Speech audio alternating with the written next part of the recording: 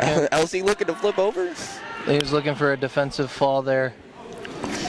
But Triana transitions right into 2 legs in on top. I can't recall the name, but they used to call that a certain name. We'd like to apologize for the technical difficulties here at Hobart.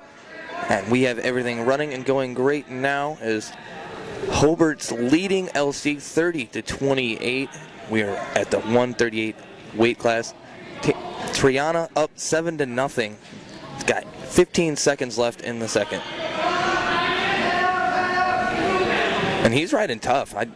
Yeah, he's savvy with his legs in. He's looking for little power halves, little wings. So he's constantly working on top, which is good, which is something good you want going into the third period.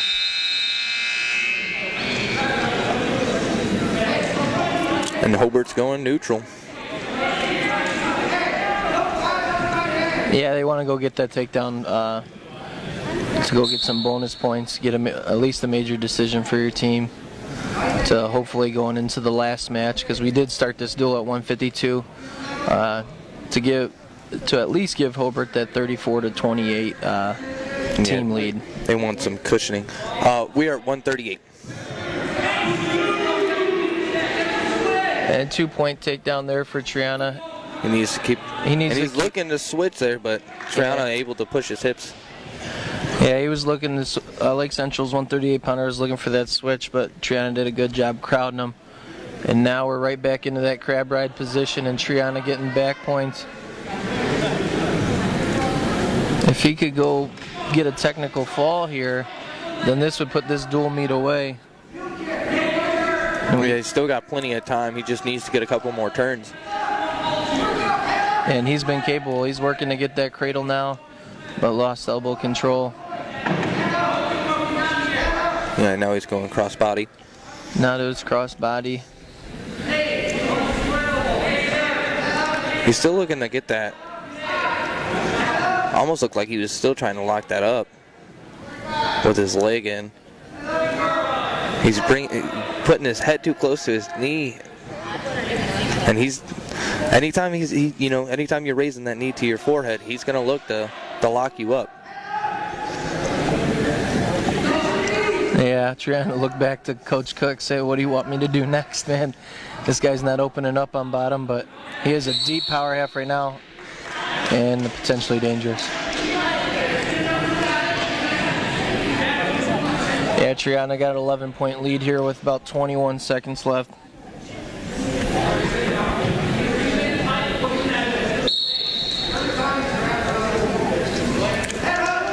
Right back to legs in. Here we might have a little banana split, spladle action. Don't want to put yourself in too much danger if you're Triana, but I think he's feeling comfortable in this position. He's trying to go get some more back points for his team. Ooh. Yeah, that did not. That was the correct scream for that one. Because from experience, again, that does not feel good. Nope. So Hobart now has a 6-point lead. Do we see another? If it's when Dante and Lewis are on the broadcast, we see some. We always see some dual fireworks here that could go down to another criteria. At least now we know the criteria. Yeah, I think when we're together, as long as we stick together, we might have a good duel every time. If we can keep that luck going. Some good action here. A lot of hand fighting. Scrappy guys here. Heavy collar ties.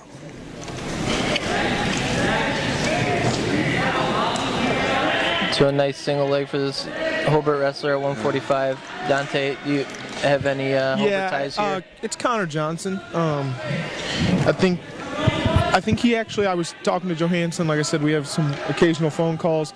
I think he either went down for the team or went up for the team just to strengthen the lineup a little bit. It was kind of a spot they had a little bit of a gap. So he kind of he's a guy that's not afraid to sacrifice for the team. I believe he went up or down. Either way, making a little sacrifice. He maybe wanted to go a different weight, but this is what's best for the team. And I think he came out and told the coaches that. He goes, hey, I'm going to go this way. It's best for the team. So he's a team-first guy. And he's all these guys, I can't express it enough. A lot of these guys work so hard. And, Some of them are working hard on and off the mat, both education-wise and you got football players over here. Turley, Babcock, Picket, Justin Sawyer. Locking hands there, I think they hit him with. Yep. He was doing a good job of running a double wing, but the LC wrestler able to kind of push back into him, and that's why he was looking to suck him back, but out of position, and he was looking to get away, but got caught locking hands. Yeah, Coach Cook is going to, I think he's looking for clarification on the locked hands because he's going to argue that Lake Central's wrestler was on his feet, so locked hands should not have been an issue here. But we'll see what the verdict is. We got 2 cameras hooked up. Yeah, there's nothing on the other match. Connor, I forgot who he had to compete with when he first came in. I think he was behind a pretty tough guy when he first came in as a freshman, but scrappy guy for sure. All right. Okay, all right. Good. Hey. I'm not sure why, but I am hit. Hey, the reason we're on this mat is because there's no one. We're getting a lot of flack while we're only showing this. And we are currently only watching this match because on the other mat there's nothing, no matches going right now. They already finished their duel over there. That was a JV. Yeah, it was. They were having Hobart Junior Varsity wrestle the Goshen wrestlers over here, and because Goshen went and made the trip, and I know they're driving from a pretty good distance. So I'm happy to see a lot of teams straddling here. Knox is here. We have Goshen. Yeah, for a while the Hobart Super Duals were, I think it was predominantly Goshen and Hobart dominated. Goshen had a pretty good squad at the time when I was coming up through high school, so it was little argument going down here. Miscommunication with the officials and Coach Cook. He seemed a little upset. They hit him with a technical, I think, or misconduct of some sort. Yeah, something happened because now it's 2-2. So I'm not too sure what ended up happening there. I think just not too happy about that locked hands call, but Johnson saying, "I got you, coach. I'm gonna go get some back points here." No, so they changed it back. It's just 2-1. Johnson gets 3 back points here. That is something I recall of Johnson. He likes to be on top. Yeah, so again, folks, there's no action going on mat 2.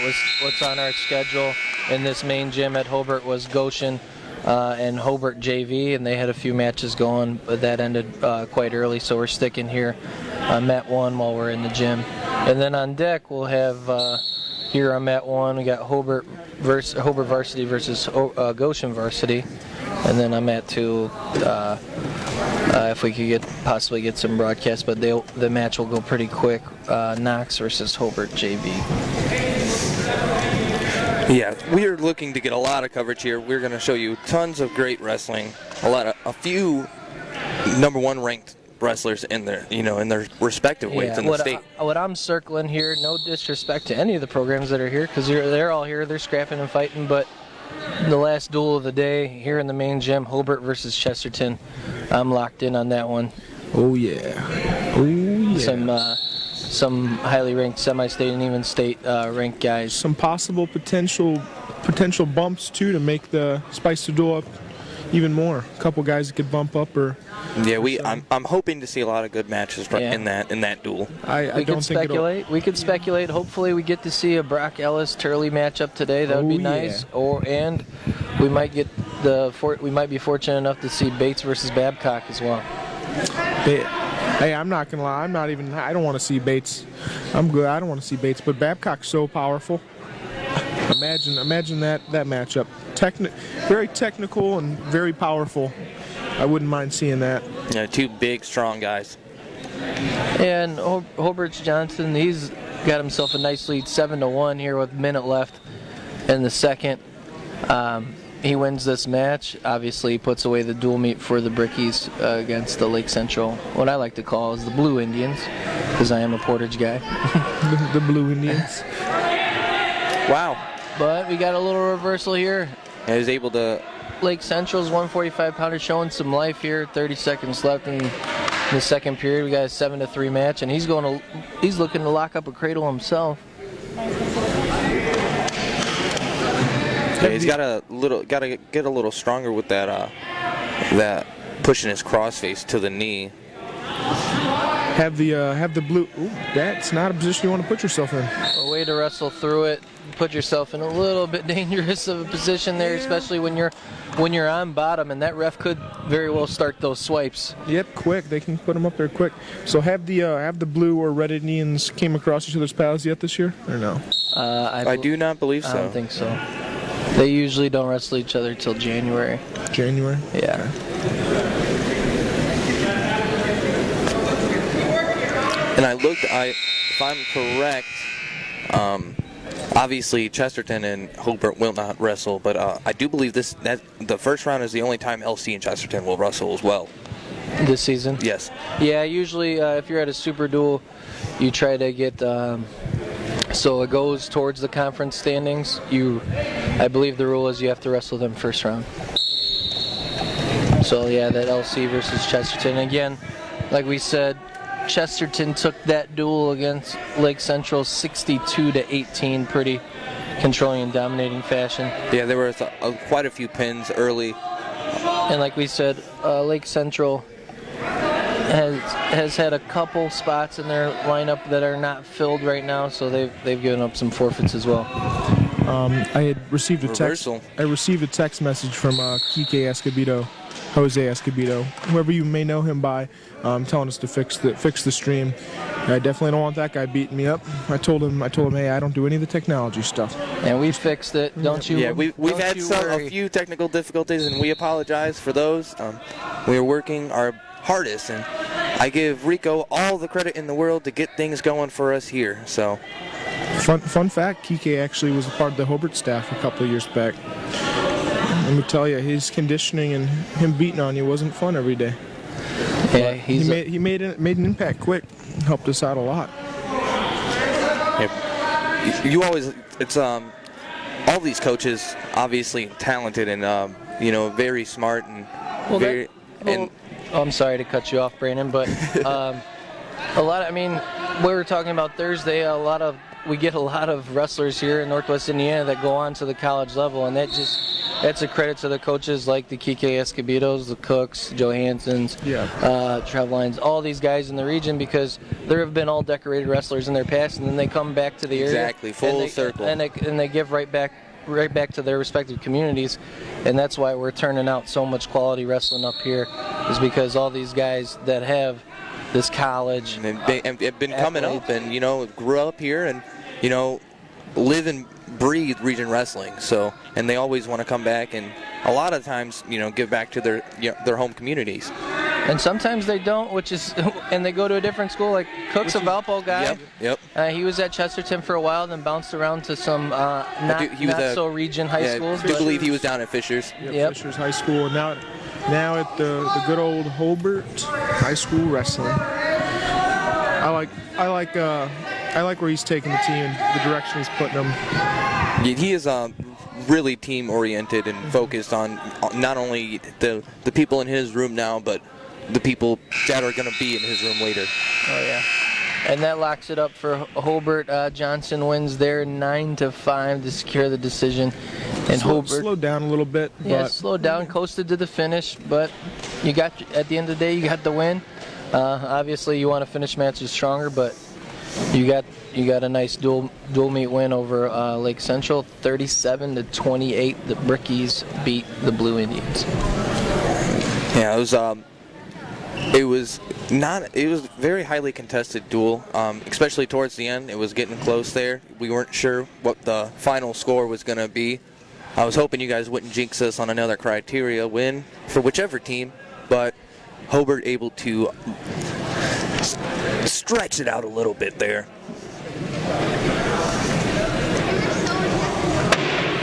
I do believe we're going to now move to round number 3.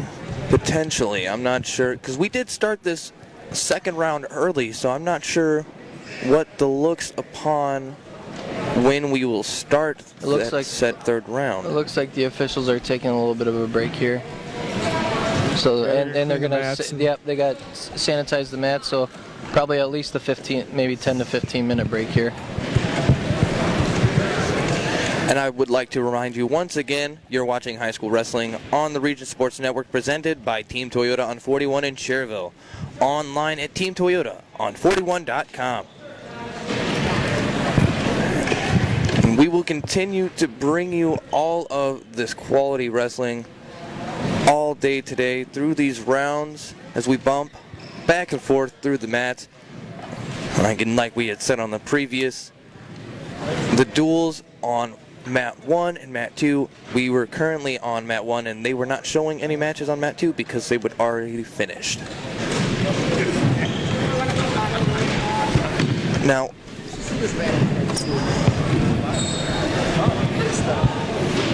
I do believe we will stay here and keep it here in between this break. How long is the break? I think it's going to be about 15 minutes.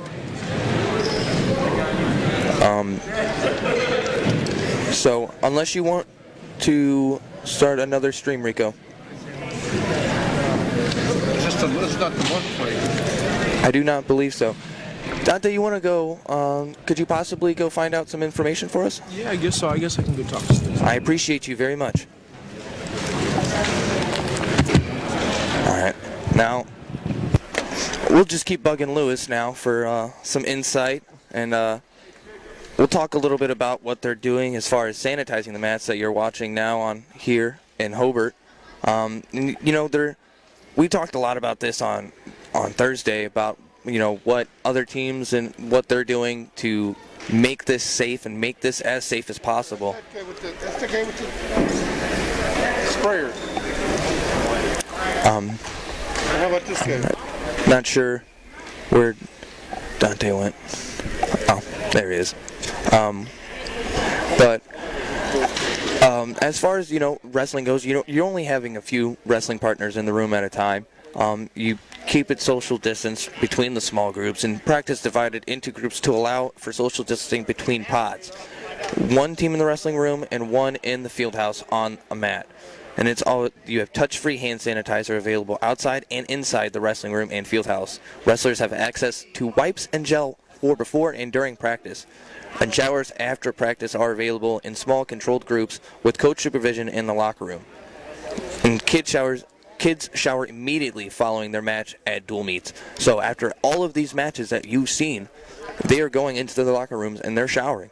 And, you know, that is vital. You want to limit as much contact, and also you want to make sure that you're taking care of your bodies, because you never want the funk. And that's one thing that, obviously, coronavirus is different, but wrestlers are always usually keen on showering after practice and, you know, showering after matches and duels.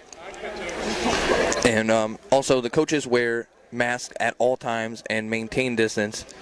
And there's limited shared equipment, plus sanitized headgears, and they clean their shoes daily. And practice gear is laundered daily, which is always done. I know at Chesterton we had a machine that we would put our headgear in, our shoes and stuff, as far as, you know, to stay away from things like ringworm and other skin infections that you would come in contact with wrestling.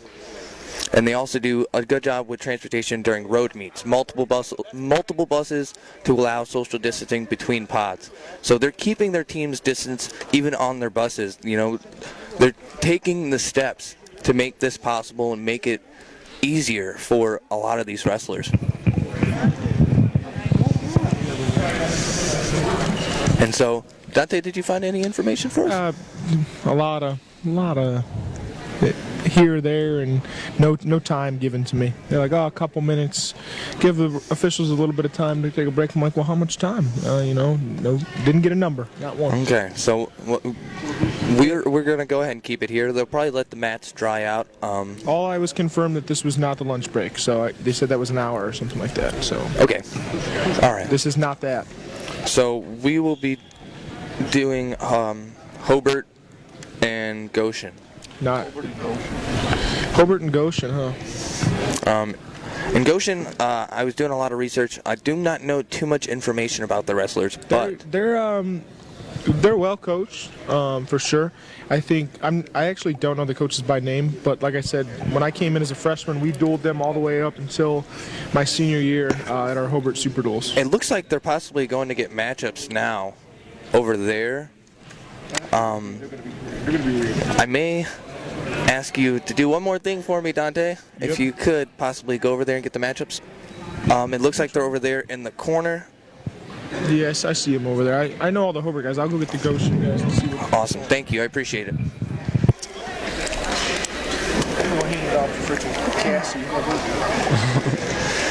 All right. As we send the ever so diligent Dante Colza to go get us some matchups so we can make sure we give Goshen the correct names and we make sure that we help them out and don't, disrespect them in any way. No. So, a lot of good wrestling so far. We've seen a lot of good matches. What do you think is your favorite match of that last duel? 106 Rivera versus Mejia.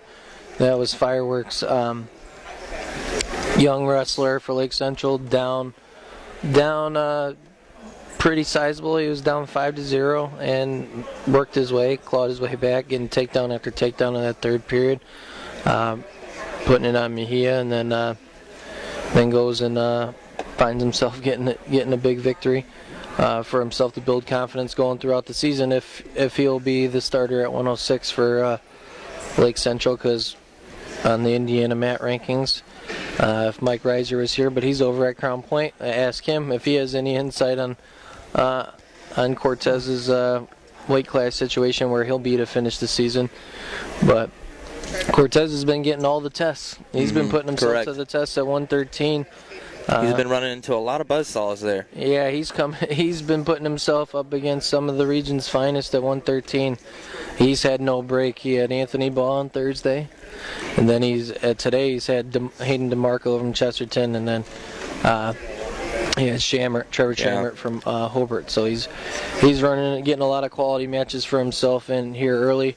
If he decides to stay at 113, he knows what he's going to be competing against in the regionals and the semi-states.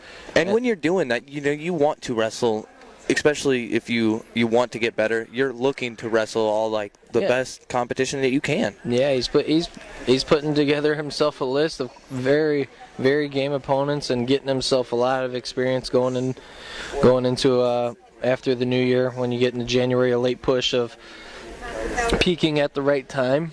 And with all that valuable mat experience against a lot of quality guys, he's gonna be dialed in and ready to go whatever weight he decides to go this season.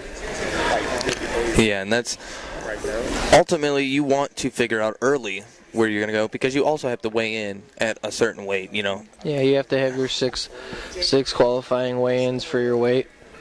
I believe you only have to make your scratch weight one time.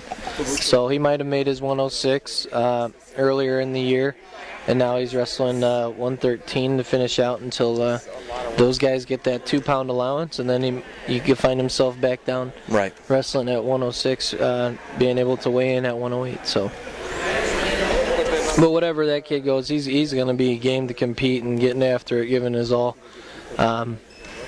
But again, Shamrock. Yeah, you can tell he's going to battle it out, and he's going to wrestle hard. Yeah, war there with Shamrock, and that was a great match. And Shamrock's defense proven. You could tell he made the adjustment midway into the match of just really stuffing Cortez's high crotch over and over and over. And then Cortez just a little bit too late with changing up his offense, getting to that single where he couldn't finish in late time. So. Correct. And we did touch on this a little bit, but Crown Point, the Carnahan tournament, we are covering that as well. So if you're looking for the Crown Point wrestling, you just got to do a little bit of scrolling. But we are live there in Crown Point. Nathan Laird, Mike Reiser, the Indiana mat ranking guru over there, doing a great job as always. And we are here in Hobart in the beautiful purple and gold gym. And you see all the banners up in a lot of good wrestling, but a lot of also tons of sports, tons of different accolades here at Hobart. We just recently also did, because the Hobart football team, many wrestlers on the football team just took second in the state for football, so a lot of them still coming off football. We talked about that a little bit, the difference between wrestling conditioning and football conditioning. I don't know if you played football. I did not play football. I played football in middle school, but I was always there during preseason conditioning, and you see a lot of the good wrestlers for Chesterton when I was younger were football players, and so they'd come in, and you see Joel on top of them at all times. You gotta push yourself, and we always had morning practices and stuff like that, 6 a.m. You're getting there and you're running with the guys, so you're together and you're pushing to get better and get conditioned, and I'm sure that's a lot of these Hobart wrestlers are doing the same. Yeah, they're getting themselves back into good wrestling shape. Looks like Trevor's going to wrestle first. Yeah, it looks like they're going to be starting at 160 for this third round. 160? Yeah, so they started at 152. Normally, how I've seen it, they bump up, they go from weight to weight up above. So they started at 45. 145 in the first round, 152 here in the second round. And then the third, at the start of the third, they're going to do 160. So I did a little bit, guys. I didn't stick around there and make sure I spell everything right, but I got some of the spellings right. Her handwriting wasn't very good. So I just scrambled. No, you're good. Keep up with them, but I got some of the names. all right. They got a forfeit at 220. So I guess Babcock can get a break. But Unless they bump them up to heavyweight. Awesome. they bump him up to heavy. So Dante doing a great job. What do we have for Goshen? For Goshen, Eddie Flores. yeah, Flores? Eddie, Flores right here. Here we go. There you go, man. But over here we got This is Those are all good. This is Goshen, and then Dante, the Hobart man, knows all of the wrestlers. So he should have a good idea who's going to go out there on the mat for Hobart, and we will keep you informed, Rico. Thank you. We have your back to the best of our abilities, as things are going a little quicker than we had expected, so it caught us a little bit off guard, and we've had some technical difficulties, and like I said, we'd like to apologize for that, but we are running smooth and sailing on the ocean blue here in Hobart, and we're going to continue to give you some great wrestling. On my way back over to the stand, a couple of the Hobart guys said hi to me, and I told Alex Picket. Why would they do that? I'm not sure. Maybe they recognized me from somewhere. But I told Alex Picket, that wrestled heavyweight, I told him, hey, man, I give you a tip of advice. And he said, yeah, what's up? And I said, try not to bleed so much next match. He said he'd try his best. I said, all right, that'll be one step in the right direction. He did a great job applying pressure to a ranked guy. Garcia's a tough kid. So Yeah, I liked how Garcia wrestled. you never want to see when I had the pleasure of wrestling someone like Tommy Cash, or another name I wrestled and got worked by is Jacob Kovac. So two great wrestlers. Put the camera in. Okay, and we're gonna jump over here to the Hobart Junior Varsity, and the Knox Redskins making the travel over here to Hobart. And they're gonna battle over here on mat number 2, and we're gonna switch over here and talk about them for a little bit. Sadly, I do not know any of their names, but we will do our best to keep you updated. Yeah, because we see. So I don't think Hobart JV wouldn't have been competing today because Valpo had to. Valpo elected not to come to the tournament. I don't know the details under that. So Hobart JV filling in the spot, and they're getting some quality varsity matches. And we see one of their backups here. Nice little headlock there against the Knox varsity guy. He's going to need to elevate his head a little bit to force those shoulders onto the mat. Yeah, so these guys are going to be getting tons of quality experience for themselves, and that's great as a JV wrestler getting some varsity exposure and a feel of what a varsity Saturday looks like for them as they hope to crack the lineup throughout their career. And he gets a stick for the Hobart JV.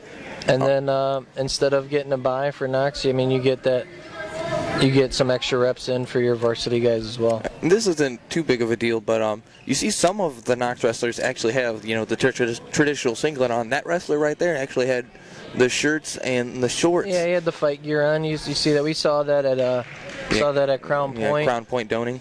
And we are going to be moving back over to Mat 1 for Hobart versus Goshen.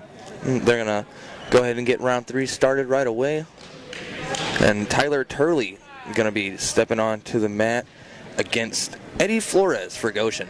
Yeah, number one in the state. Number one in the state, Tyler Turley. He's got the tools. He came in as a freshman when I was a senior. Got to wrestle him right away. Got to get a feel for him. Tons of talent. Progressed every year. So I think getting on the podium last year was a step. Now it's working up that podium. I know that he wants to be on top of it. Yeah, he's a real physical wrestler. I watched him a lot last year wrestling, and you can see he really gets after it. Obviously, he's working on underhook now. I'm not sure why his hands wrapped like that, but it could just be a thumb issue. Or it could be something lingering over from football. Right. Turley was a good back too. He was actually I think he was the only scorer for them in the state final game. Super undersized back, but I do believe in the semi-state he had over 200 all-purpose yards. I wouldn't be surprised. So he's not only a tough kid on the wrestling mat, but a very tough kid on the gridiron as well. Yep, he's gonna have options. Look for him to put this wing on. He likes the wing. Something we could always guarantee for Tyler is he's going to get out. We don't know if he's going to turn someone, but we know he's going to get out, and we know he can ride guys. So, and then now he's, like I said, he's progressed every year to the point where he's gotten better. Do you believe that the pressure of being number one is something that he thinks upon? No. As he gets the pin? No, I don't. Because I do believe that obviously it's going to exert a lot of pressure on somebody, but I feel like he may live for that. Yeah, I think Tyler's someone that's actually been confidence issue was more so that he wasn't getting the credit he maybe deserved prior. He was kind of underranked, or had taken a couple of lumps and bad losses, or losses that he didn't like. So I think his confidence at a high right now. He's coming in. The number one guy, Jordan Fulks, I think from Boonville, had lost. Turley was number 2, so it bumped him up. And I think he feels that he's the number one guy. I think he's going to continue to try and show that each week. So it's just. Who do we have? We have. This is Jake Simpson. Yep. So Simpson for Hobart, and then we have Mitch Daniels for Goshen. Simpson, I seen him wrestle last year. He wrestled. We did a broadcast with them against Lowell, and he wrestled Verbeek very, very well. Verbeek qualifier for Lowell. He was a qualifier? Yeah. I did not know that. I also wrestled Verbeek. So some of these guys that are seniors now, and like Verbeek, I think graduated last year. I got to be on the mat with a couple times. You got to wrestle a couple of these guys. But Simpson's going right to work.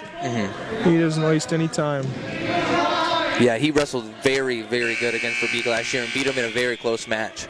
And pushed Verbeek. Verbeek was a pretty defensive wrestler. Oh yeah. And Jacob was really pushing the pace on him and pushed Verbeek out of his comfort zone. It looked like really early in the season. And also, I know Simpson's on the mat, but just carrying back over to the Turley aspect of it, he's got really good guys there in the room to wrestle with right now. I mean, guys like Simpson, that's a good drill partner to have. And he can go up and wrestle Babcock. Babcock might be a 220, but I know they're really good friends and have a good relationship. So someone to drill and get different looks from. You got plenty of guys. And Cook and Johansson, you can't go wrong with that. And if they know they have a guy at number 1 that is capable of winning a state title, they're going to pour into him. He's got him in a little bit of like a crucifix position here. Yeah, I'm not sure. I've never been put in that position. I've never put anyone in that position. Yeah, I've seen people get put in it, but I never knew how to put somebody in the crucifix position, whether you just end up there or not. But yeah, he's gonna get those 3 back points. Gonna move up to 8-0 now towards the back end of this first period. Yeah, Simpson's transitioning well here on top. He's just looking to score. That's what I really like about this. Wrestler. Pace is high, and he's always looking to score.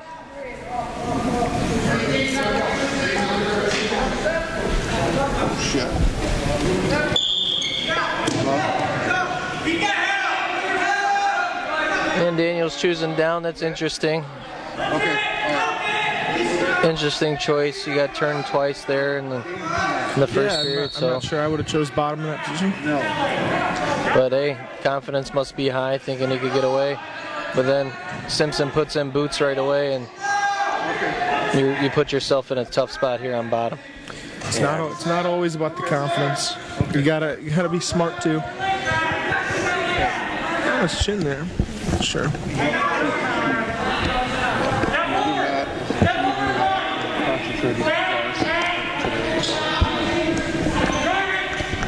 And I'd like to just remind everybody who's following us on the live stream that we are following varsity matches today mostly, and we will, during matches, if no one's wrestling, we will jump back and forth between mat 1 and 2, but we're going to focus mostly on the varsity matches today. Mat 2, currently we're having Knox versus the Hobart JV varsity, so we're going to focus here versus the Goshen and the Hobart matchup.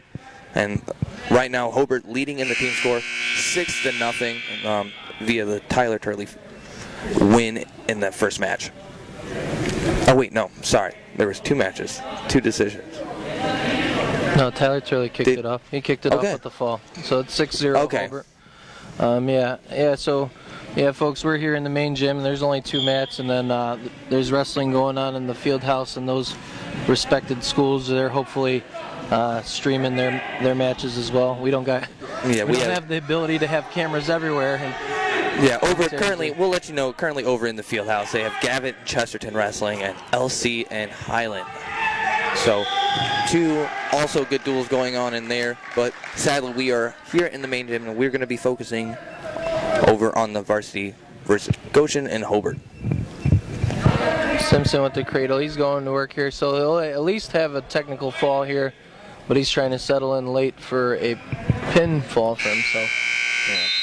But that is all she wrote, and that is going to be a tech there for Jake Simpson. Yeah, it's going to extend the lead to 11-0 in the team score for Hobart.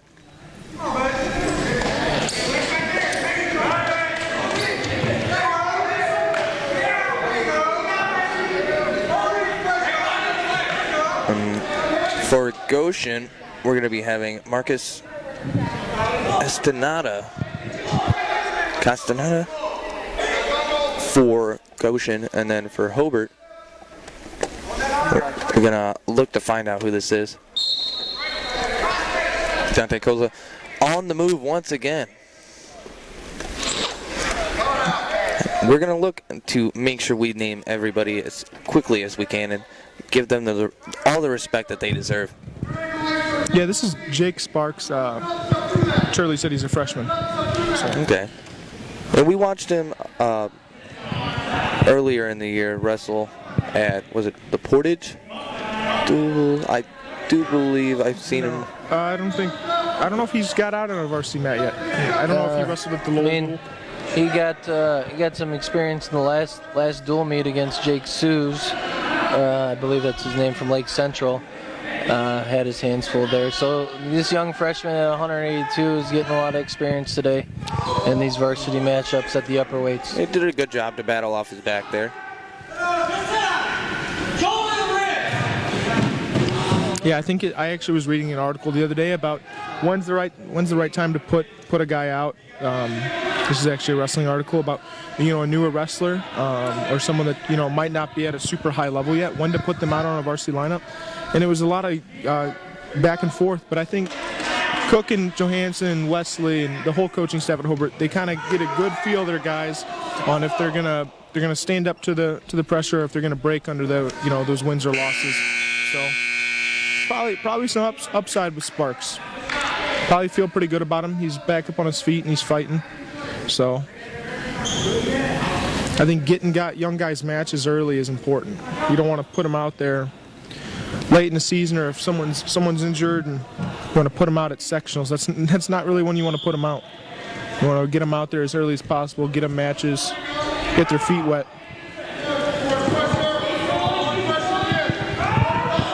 Got to put pressure on the head right here.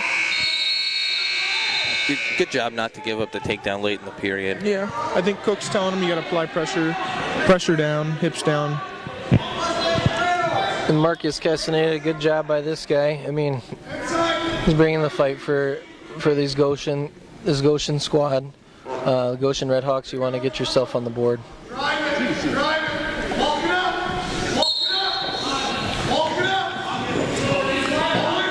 Redhawks, is that new? No. They've always been the Redhawks? I do believe so. Wasn't Luis Acuna did his a great job of reading the back of that singlet there. Observation. Got to be an observant man. But yeah, I'm not too sure on the Goshen school history, so I don't know if they've had a team nickname change. So Goshen's they traveled pretty far to get here, and I commend them for that, coming out here to get some good matches for their wrestlers. Way to fight. Sparks is back to his feet. Yeah, way to circle up with that half. There was nobody. Where Marcus was in control on that other side of his body, there was no pressure there, so he just ran up with it to go get his one. Now you're down one takedown, so get yourself in some good position to make this a good match. He's still got plenty of time. You just want to, like you said, stay in good position and try and work your offense. Yeah, as a young wrestler, you want to just focus on positions. You don't really want to good takedown there for Marcus for Goshen. You don't want to focus on the points as much and thinking about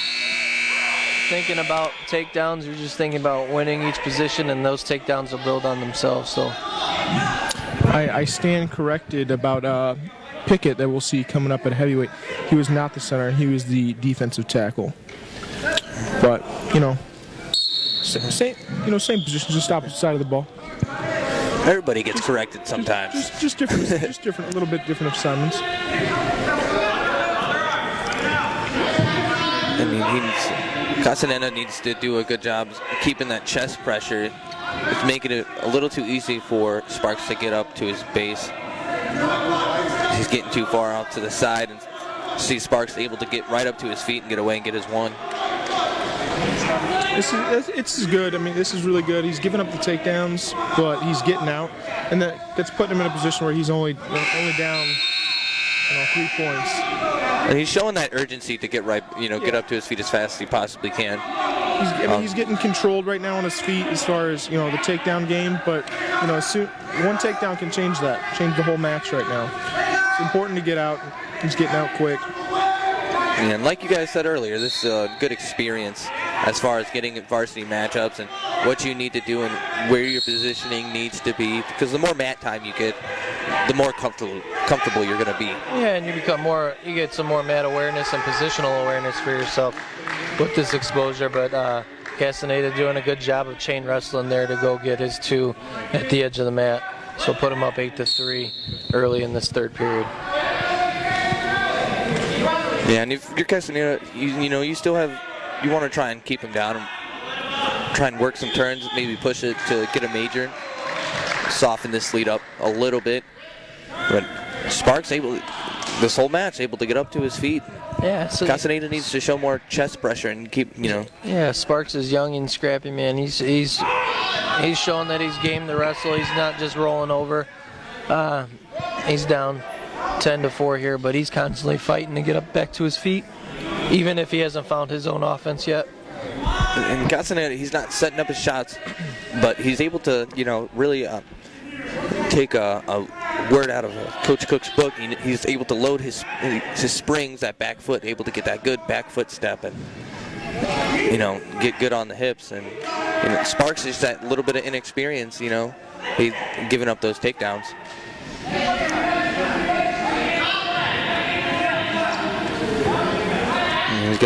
Castaneda's gonna have to work to get him flat.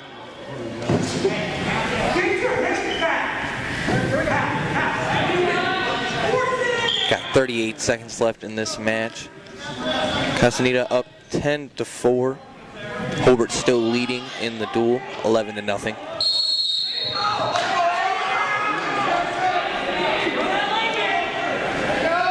Sparks back up on his feet again, 10-5, 30 seconds left. He's given up those takedowns, but he's gotten up every single time. Yeah, he's just a little bit too high in his stance. He's focusing a lot on just getting to his collar tie and hand fighting a little bit too much, just being a little bit too straight-legged is what I like to call it. And you're not going to get to any offense like that, and you're going to give up some easy offense to your opponent. And obviously Castaneda's taking advantage of it, getting himself a 12-5 win.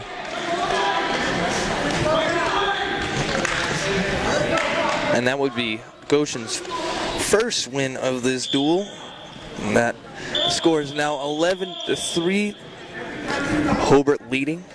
And who do we have out here for Hobart? Justin Sawyer. Big football guy. Sawyer will be battling it out with Braxton Burns of Goshen. Now, this is a little off topic, but I always felt like some guys with tattoos in high school were a little bit intimidating. I don't know how you guys looked at that, but I never seen too many high schoolers with tattoos. I don't think it's I mean, for me personally, I did not think it was ever intimidating. I had a few kids tell me, they're like, "Oh man, I got to wrestle this 18-year-old with a tattoo," and looking at him, sometimes those tattoos just make them look tough. Yeah, it's sometimes I think it could be a factor for some people, but Justin Sawyer for Hobart. Yep, I think it's coming around a lot more that these guys are getting tattoos earlier, though. But I had an old coach that used to say as a joke that if you had a tattoo, you're already 2 points ahead of the other guy. So I guess maybe it has some sort of factor. Yeah, always jokingly being a fan in the stands, watching dual meets. If I didn't know any of the guys that were on the mat, I'd instantly say, "Hey, we make our pick'ems." I was like, "Well, I'll pick the guy with the tattoo," because, like Dante just said, that's an automatic 2 points right there. Looking to swing that headlock. That was real tough. And Sawyer doing a great job of, once he fell to his hip, he squared his hips right back up to go get his two to keep himself out of danger right there. Sawyer?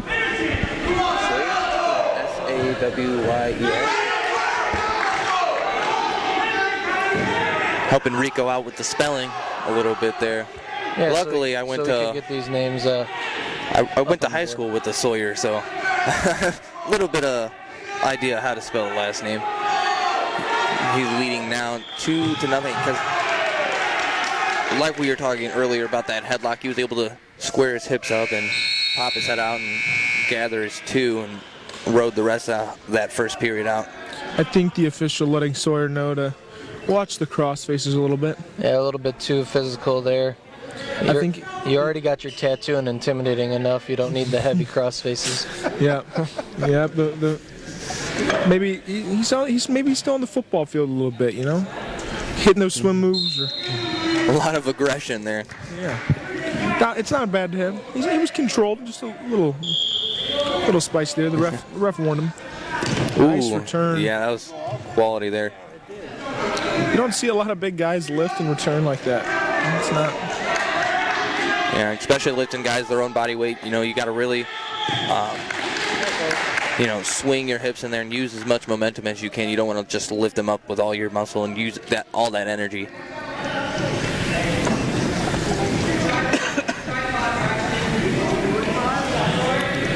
A lot of time here left. You see Goshen's bottom wrestler. Burns, is it? Correct. Yeah, Braxton Burns. He's trying to fight down to those feet. But Miller doing a pretty decent job of having two legs in, going head and arm position there to extend them out. Sawyer needs to work his hips back more, just a little bit, keeping those hips engaged with the pressure. Now working towards that power half. Yeah, he's looking to crank on that arm. Yeah, so you kind of want, there he goes. He's feed that half arm a little bit deeper. Ooh. And yeah, there's that aggressive. A little aggressive crossface there. But if he really wants to get that power half to work, you kind of got to get that half arm in there a little bit deeper and not focus so much more on the forearm that's pushing down on the head just yet. Yeah, he's just looking, I think, to make him really uncomfortable. Yeah, he's beating him up down there. Yeah, he's making him pay for being underneath, that's for sure. Which isn't, I mean, it's not a bad approach. If, some of these guys are newer. I think Sawyer's one of the newer ones of the sport. Still wow. He gave up a bad reversal there late in the period, 15 seconds. He's returning those cross faces now. Oh yeah, he's getting them back. like, hey buddy, hey buddy, you're not just gonna be able to get away with the cross face. It's not gonna be a one-way street today. That's some great. You getting to just cross face me.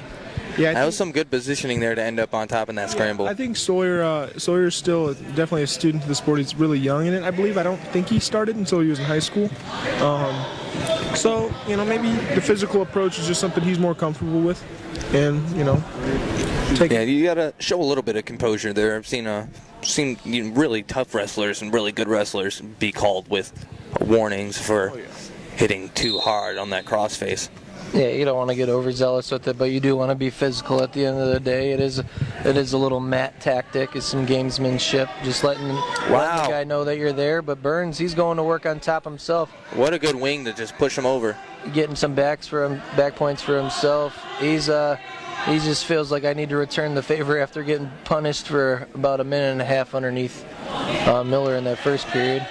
So he gets 2 back points there, and then three back points there. So, and then Sawyer got the escape. And we got a 5-3 match. And Sawyer's, he's still in this match. You got to work your offense here. You got to go get a takedown and try and get a turn here so you can win, or cut him if you feel comfortable. I think Burns is not comfortable on his feet as much as Sawyer may be. He's backing up a lot. I haven't really seen anything else. Sawyer looking to force the position. We saw a headlock attempt by Burns prior, so he might try and he might be trying to bait him to take that or something. Yeah, Sawyer. You need a good leg attack. Digging underhooks. You want to get some fakes going though. Get this guy moving. But this might be a stall call coming here. Nope, not yet. No more underhooks. You gotta look for, unless he's going to underhook to a throw by. And if this is right, this is the third period. And you can't hang out there, and that's, That's correct. That's third period, 2-point match. Yeah, Sawyer's got to go get some offense going for himself. And see, he should have been doing this. He's looking to jack up these underhooks, get to a body lock, or now we got an under-over position. And Burns is doing a decent job of keeping his, upper body low and trying to stay square. He's trying to stay square in good position. Don't give up anything big, and don't give up a takedown. He doesn't have any stall calls yet on him. And he's got that body lock though, and here we go, 50-50 position. Who wants it? Oh, 2. Time runs out. Goshen's gonna argue the call. Well, there's 2-point takedown. So they gave him the 2, and he didn't give him any swipes. So I agree with the call. Yeah, I don't think there was enough time to even be in position for the referee to. No, the Goshen coach is arguing the takedown call. Do you believe it was 2? I believe it was 2. I think it was 2 as well. He had him planted on the hip. I understood the questioning by the Goshen corner, but you just gotta go to work here. Overtime. Whoever wants it more. Don't do anything stupid here. Both guys are in an over/under position. It looks like. Yep. You gotta. Oh. Burns drops to his knees though. You don't want to rush around the corner here for Sawyer. You want to stuff the head, get a good angle. Yeah, you don't want to be in this position either. You want to get up to your feet. Goes to the crossface. So what's been difficult for him as he's getting these go-bys, he's super close. It's because he's finishing around the hip. So he's letting this guy run back up to his feet. The head coach for Goshen letting him know how he feels. Wanting him to. That was good on Goshen staying wrestling, just wrestling through the Sawyer position. looked a little upset, like he might have fleed the mat. I don't think so though, but he's probably one. Oh. Sawyer's probably ready for a halftime. Some big gasps of air there. Yep. Welcome back to wrestling, buddy. There's no half times here. Hands on his hips, and you can tell he's breathing heavy. 18 seconds. You gotta. Both guys not really. Both guys a little bit tired. Just Sawyer a little bit more visibly tired. Definitely not a lot of movement off the whistle there. Wow! What a good throw. Looking to work for the fall here in overtime. This is big. He's gonna let him off. Way to work when you're tired there, and you know you gotta get that win.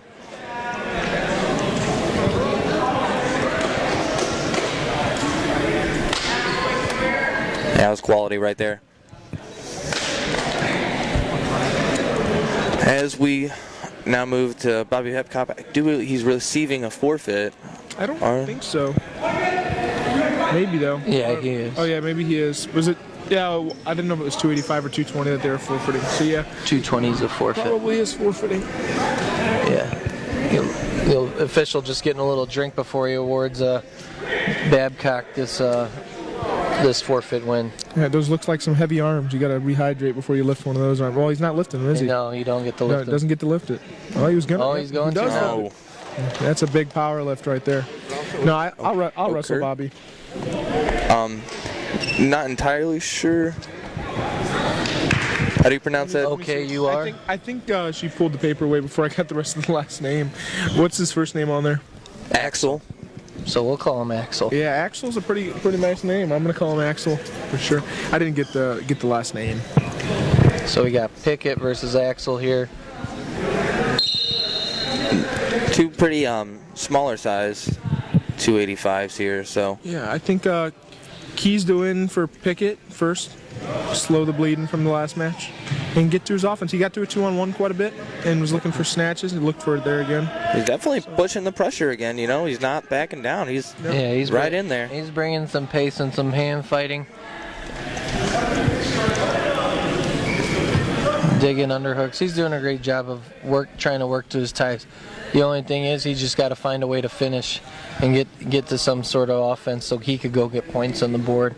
Because I've been impressed with the level of pace that he's bringing to clear ties, get to his 2-on-1s and underhooks. Hobart's Picket.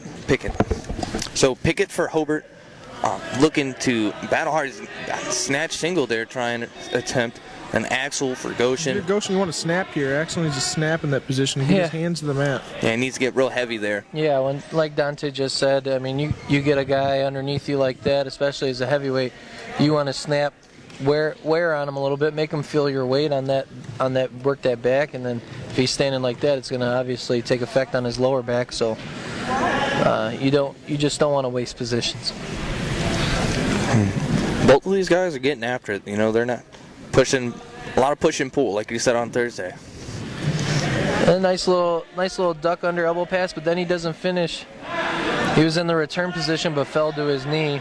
Yeah, you don't want to. I think he tried to go lower level there and try and cut the ankles out. He kept himself on 2 levels there. His hands were up around the waist, and then he dropped to a knee. You either level change, get to those legs, or you stay up high and. Oh, nice job! Nice little elbow pass, duck under there for him again. This time Axel falls to his knees. Yeah. So a little too heavy on his feet there. Yeah, so Picket just could swarm him and get his two-point takedown. Yeah, nice job to end out that first period strong there. Picket able to get that takedown. He's going to defer till the third. Axel's looks like he's going to go down, so he's going to try and explode off the whistle, get his one, work his offense.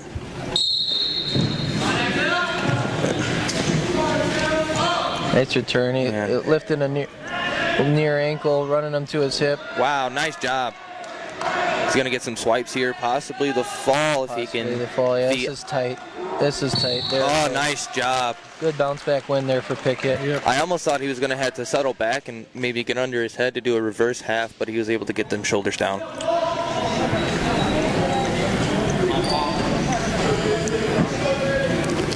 So good win for Picket there, able to get the fall. Hobart now leading 26-3. And we just like to remind you guys that we are following Mat 1. There is currently no matches on Mat 2. We will be bumping back and forth in between matches as we see fit. Currently we are focusing on Hobart and Goshen. And right now, here at 106, we have Cole Hinkle for Goshen and for Hobart, Mejia. So, Yep. I think Mejia, we've seen twice now. He's not the aggressor on his feet. Looks a little defensive, and it's putting him in a bad position. I think he's got a little bit more upside than what he's been showing, but I think he puts together an offense. Try to get back to get called for potentially dangerous here. Yeah, the ref is looking at the knee. Yep, There there you it go. is. Yeah, once you start, that knee gets put in that awkward position there, holding on to that leg. Yeah, you want to protect the wrestler. You don't want to see anything bad happen, any knee injuries to possibly end the wrestler's season too early. So, ref doing a good job there, calling the potentially dangerous, so we don't see any wrestlers get hurt today. That's good forward pressure right off the whistle by Hinkle to get Mia down flat. So, he's still, Mia's up on his feet there, though. Yeah, he got to his set, and then he kept scooting forward till he had enough pressure to come up to his feet. Nice escape. But yeah, Dante said he needs to get to his offense. Yeah, for sure. I don't know if he I don't know if he's one that likes the defensive route, but it's not working right now. You got to put That's a together good an wizard offense. right there. Yeah, way to get your hips in and jack those arms up to get to your whizzer, because that was a good double leg by Hinkle there. So way to fend off the takedown there towards the edge of the mat. Hinkle looks a little young. He's not letting that big back tattoo intimidate him at all. I was going to say that as well. Mia's pretty lanky, too. You know, he's real long, it looks like. Yeah, he's a long and lengthy 106 pounder. But with all that length, you're going to be wrestling a lot shorter guys, so you got to defend those legs just a little bit better. It's just because you got long arms, you got to get those long arms down. Get some good down Nice luck. re-attack there. But to his benefit, you know, you got a lot of pick options there, Yep. snatch options. No, yeah. Just got to use them. You got to use your length to your advantage on offense. And there, if he could find himself doing that more often, down block, to be able to use his long reach for some Right. re-attacks, he could be in business on his feet. Right back to his sit. We'll probably see him try to do the same thing that he did in the first period to get away. Yeah. And Hinkle's keeping that wing, and he's got a lot of forward pressure, you know. Yeah, So he's pressuring on top. Got that wing with the nice cross, Yeah, the he's gonna- cross wrist underneath. he's wanting to run him over it, kind of try and stack him up, but Yeah, his coaches were yelling. There it to run was. it, and there he goes to stack him up. But yeah, because Mia's doing a good job of hipping down. yeah, Mejia did a good job of hipping down, bringing the momentum out of bounds. But he still gives up 2 back points there. Yeah, Mejia's a guy I'd love to work with. I mean, he's got a ton of length.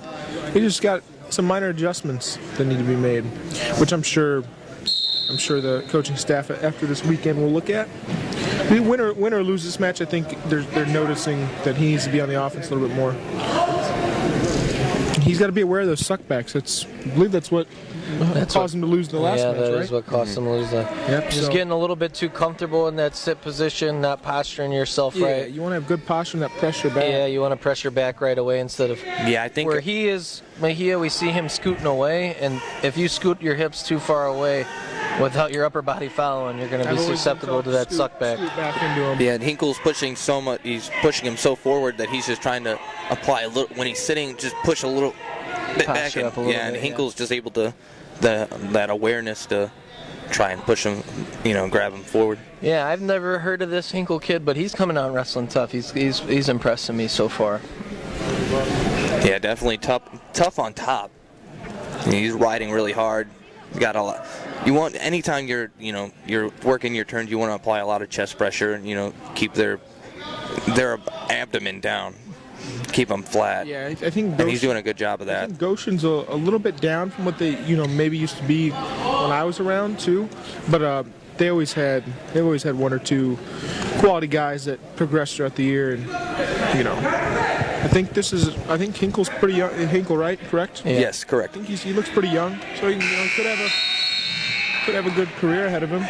Or I Yeah. could be wrong, and he could be a Babyface senior, babyface senior that's babyface assassin. Yeah, I'm gonna go on the younger side. Yeah, definitely looks like an So, underclassman. promising future there for a young Goshen wrestler right there. Mia's doing a nice job with that tight waist right there. he's got to start looking for a turn here. He's down by 3, so and his offense has not been there on his feet, and Needs to break him down. He's put that boot in. Yeah, Oh, A little like a Peterson type situation, Good almost. reversal for him. Mejia looked like he was probably going for some sort of a cradle, but just couldn't get it. Yeah, just some minor adjustments for Mejia. I think he can. I think he can change the outcome of both of these matches that he's had. The Hinkle, man, I'll tell you what, this kid is getting to a nice chop, chopping that arm right down to the belly, cross Controlling wrist. the position on top. Controlling the really well. position on top real well, constant pressure. Mejia's got to find a way to get that extended leg there. I would slide it underneath my belly just to get myself back into that sit position and find a way to get to a hip heist or back to your stand-up. He's got 45 seconds left in this match. Yeah, Hinkle up 6-1 over Mejia. Yeah, Hinkle, while looking smaller, he looks stronger. You know, like I said, Mejia is a little bit longer. He could be making his way down to 6 and might be a little tough on him. While Hinkle might be right there where he's just a smaller guy, but he's strong there. Yeah, comfortable. Yeah, he seems to be really comfortable in controlling a lot of these positions.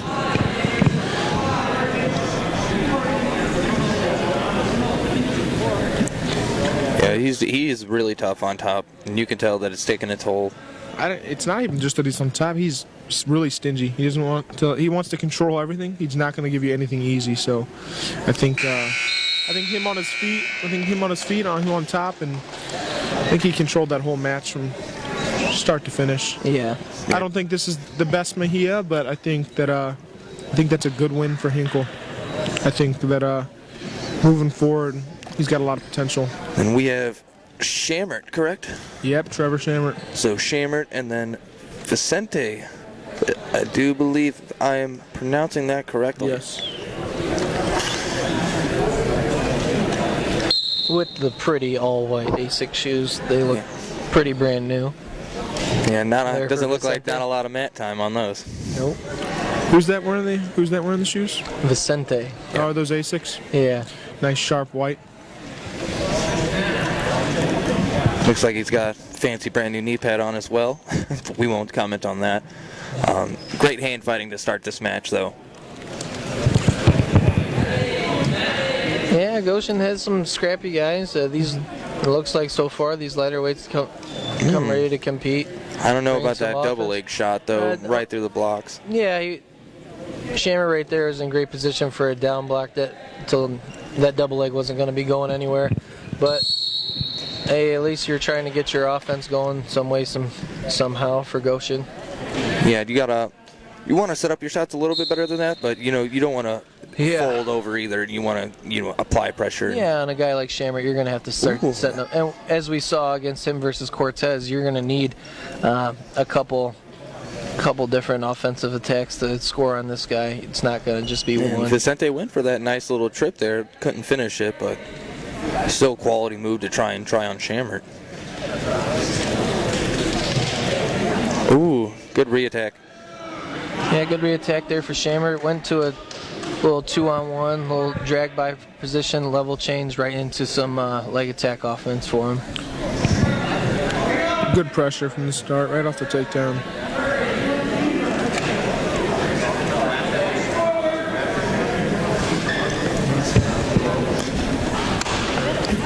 Yeah, he's really keeping a lot of chest pressure on, and he's looked like he was controlling his wrist there for a while. Yeah, I was looking for more. I was looking for him to look for one of those tilt. Even chop there right into a cheap little tilt. Get your bottom knee under him. Kick him up a little bit. That'll bring the end of the first period. Shamrock up 2-0. Hobart leading 26-6 in this duel so far. The Brickies really taking it to the Red Hawks.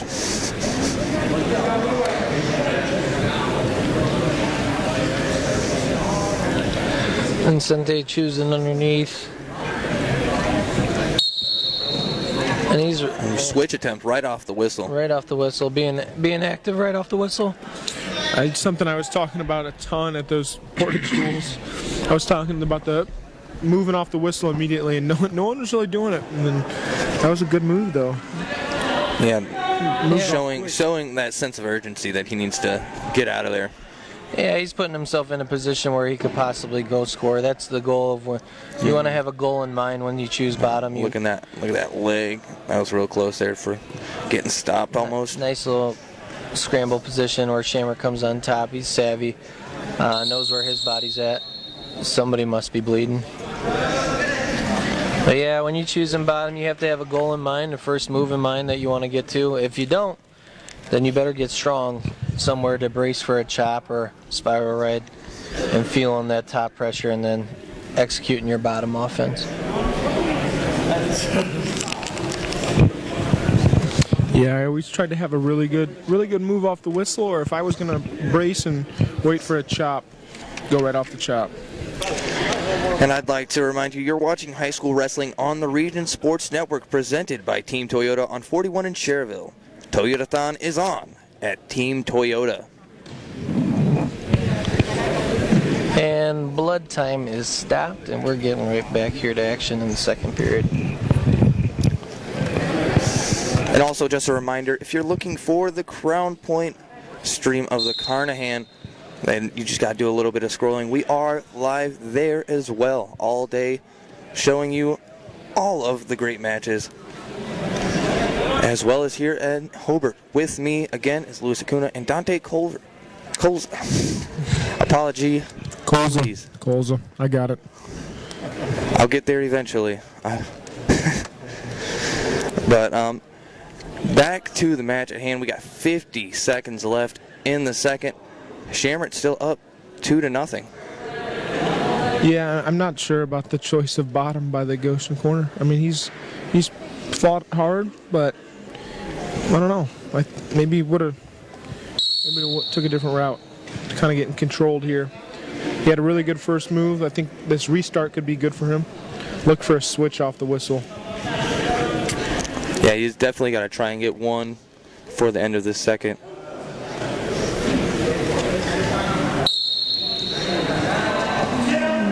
Hit that stand up right off the whistle, but just Shamrock real heavy. And here comes Shamrock working that wing, cross wrist wing.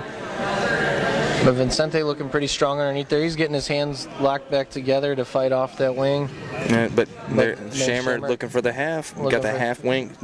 Picking which side he wants to try and turn you. But Vincente able to, battle it out and get his arms down. Yeah, getting a fresh start here, a short time, 10 seconds. I'm a little surprised that Shamrock, maybe he thought he could go get a turn, but I guess he must respect Vincente on his feet a little bit more, because I'm a little surprised he didn't cut him and go get another takedown to try to build a lead here. Right. As a guy of probably being favored going into this match, I would imagine. Getting some points and bunches to really distance yourself to kind of take this guy's confidence away of it being a close match. And Shamrock's wanting to get some more points. Now he's going to go down. He's going to believe he's going to go get out, and then so he'll build his lead here. Just surprised he didn't go attempt to do it a little bit earlier. Ooh, good trip to get that return. I would always feel like guys would bait. Looking like he's going to run a tilt here. Let him stand up with that wrist. Let him stand up with that wrist and then face plant him. Yeah, I think if Shamrock gets out and gets a takedown pretty quickly, I think then they might maybe kick him away. Yeah, it looks like Vicente's going to try and work some tilts here. If he can get some points on the board. Oh. He's running a wing himself, but a little bit too high on that. And that arm too extended. Yeah, you don't have the arm. He didn't have his arm on his back that tight, so Shamrock can work that right off.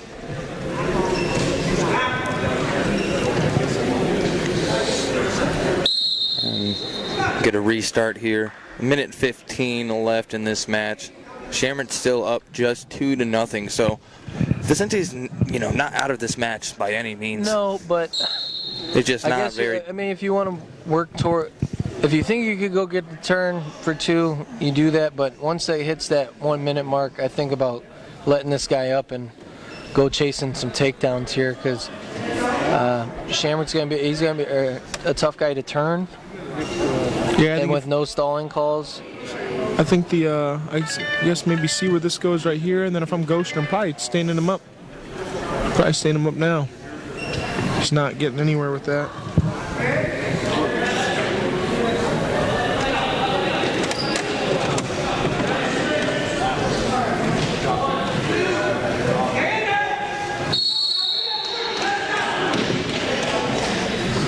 Shamrock gets that 1 point escape there on that exchange.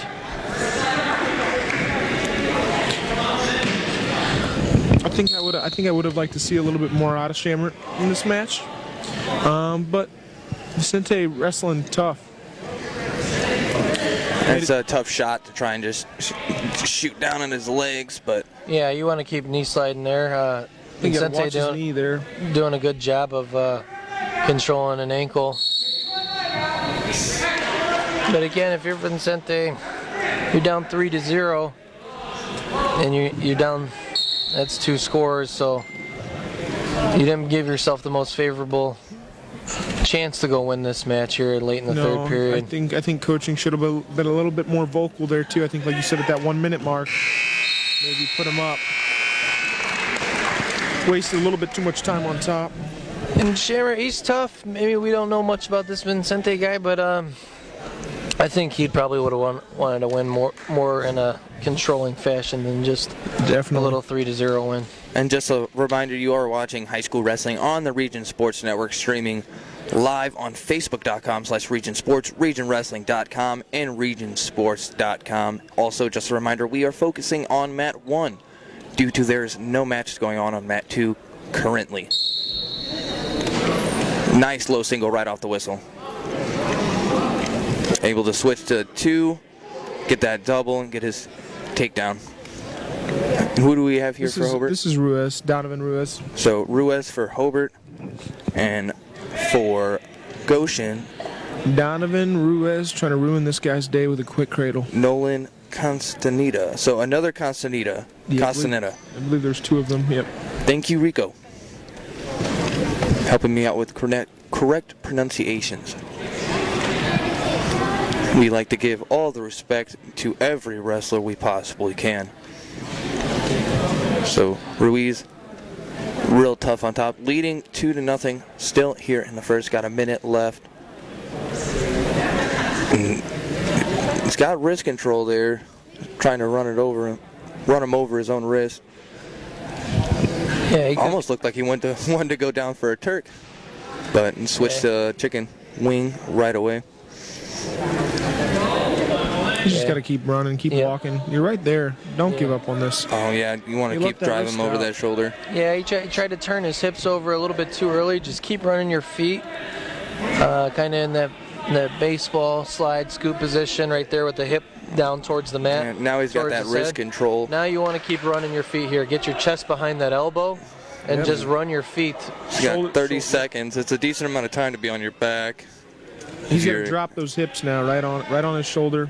And Dante, do you know what grade this Ruiz kid is? I want to say he's a junior. Okay.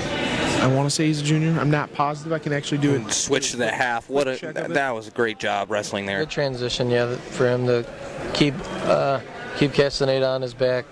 Now working for the fall here with very short time. Nice job. And gets it.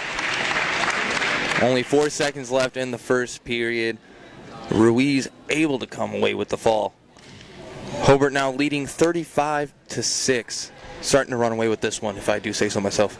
Yeah, I'd say this one is in the books, but still, Goshen looks like they're here to wrestle. They're still here to wrestle.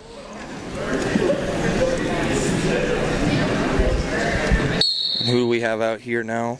This is, looks like, hold on, they might have put on, this is Weibel. I believe they put Weibel back out again. Okay, Devin Weibel. So Weibel for Hobart, and then we have Nick Olson for Goshen. Getting in on a nice takedown there. Yeah, here at 126. Going right to put the boots right in. Looking to go to work early. Yeah, so Goshen's showing, man, they got a few guys here in their lineup that are some game opponents.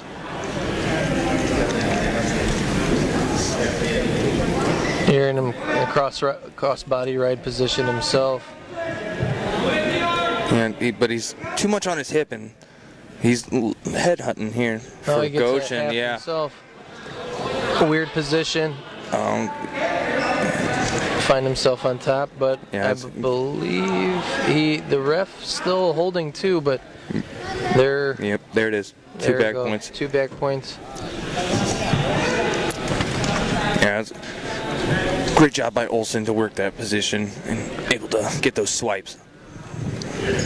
Yeah, not meaning to get too far ahead of myself, but I take a glance over and see how loose and ready this Chesterton team is, who's also a top-ranked team in the state of Indiana. They got to be feeling good. They're feeling good, and I'm really excited about that. Wow, what a throw. Great throw there by Weibel. Only gets the 2 takedowns, so good awareness there by Olsen getting to his belly. Yeah, that was big takedown. Throw him across. They were on one side of the H, and they ended up on the other side. Yeah, if that was freestyle, he could have got a little 4-point move there, actually, just instead of the 2.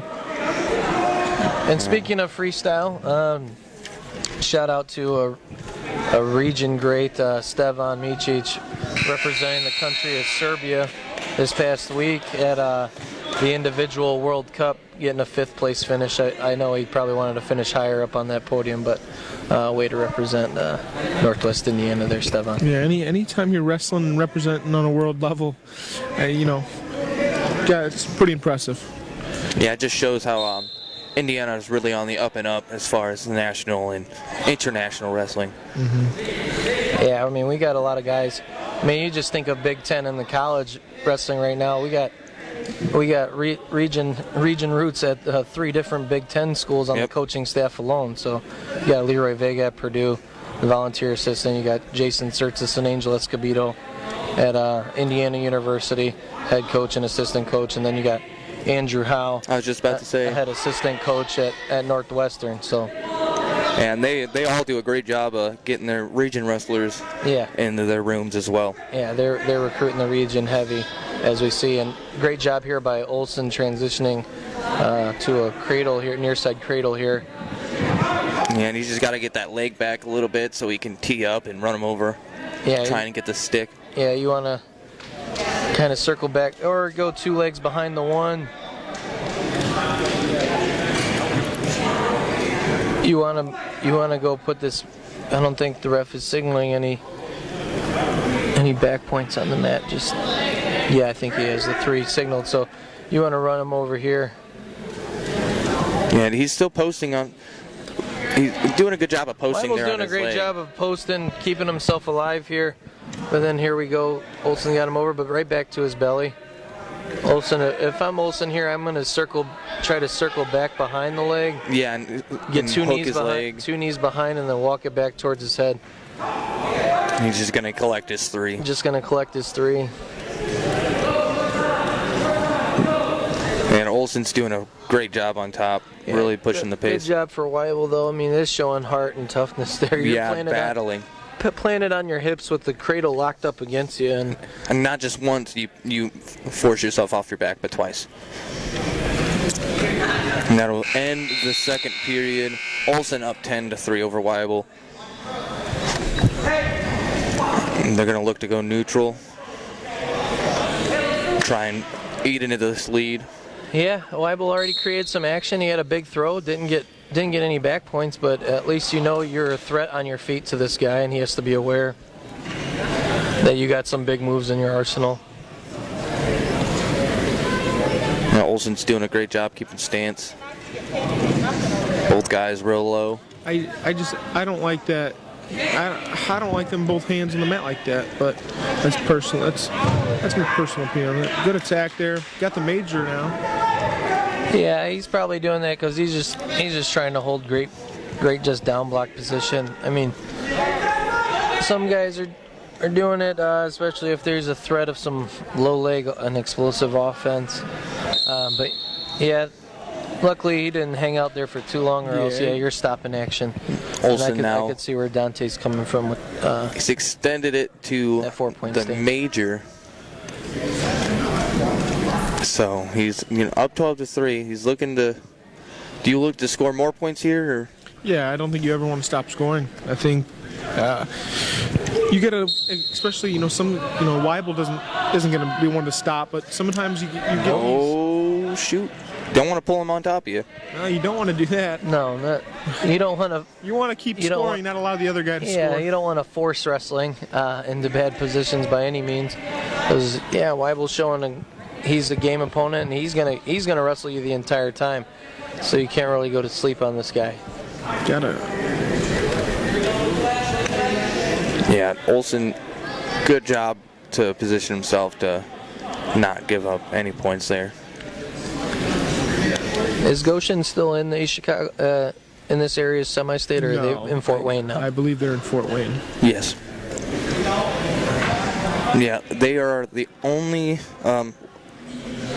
Do believe, I'm not sure. I think Knox comes to East Chicago. Yeah, they do. So they are the only team that's not in the East Chicago semi-state that's here.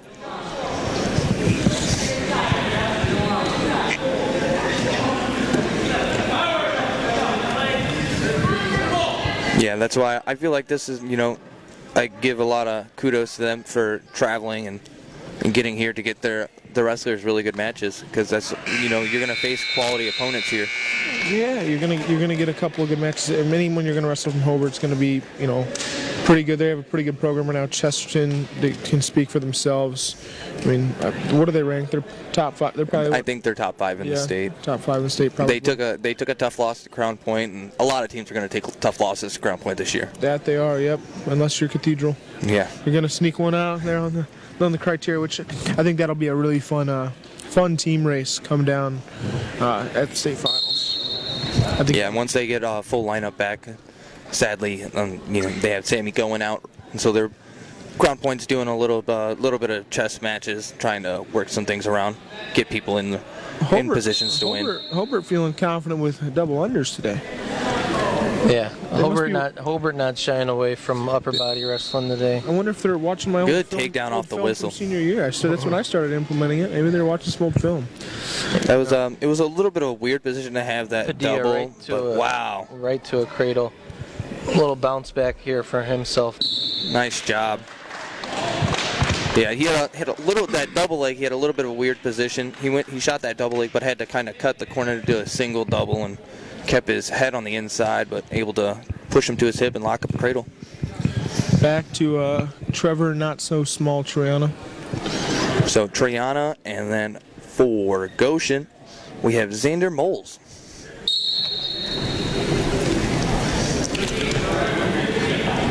So Triana looking to come out strong once again. Moles is, I don't know too much about him, but on the leg attack, great shot there. But Triana's got a good job controlling, grabbing his waist there and trying to, if not get away, force a stalemate. I think he might get one. And he does. That he does. I would have liked to see the ref wait a little bit more, but yeah, I don't feel like he was as tight as he could have been, and I feel like Moles probably could have finished that shot if he had a little bit more time. Triana's been around the sport a long time, so he's savvy in those scramble situations. Nice single. But welcome, not so small Triana up to 138. He's a state qualifier at 106 last year, so this is going to be quite the transition for him. Wow. Nice pancake right there. You see that 138 strength coming. There he said, he had that was a really good. Mr. Acuna, I am here, and I'm a true 138 pounder now. I can hear you up there. Yep. He did a really good job defending a takedown there from Moles and just put himself into position. And Moles kind of sagged back a little bit, and he was able to take advantage of it.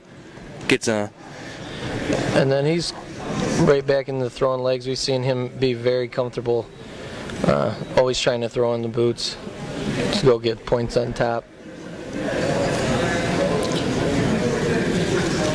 I think it's a good thing that he has that arm trapped. I think you kind of want to. He's got the bottom leg too. Just go with it. Yeah, and Coach Cook's just telling him crank it.